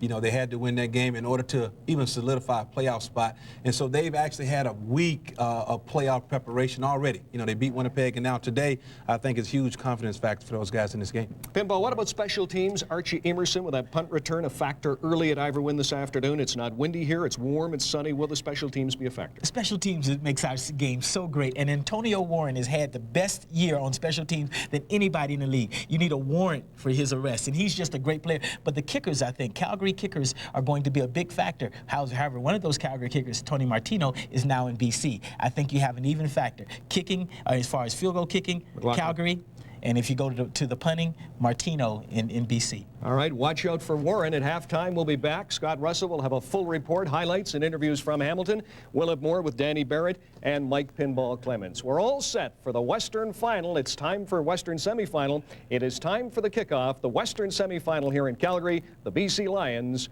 and the Stampeders.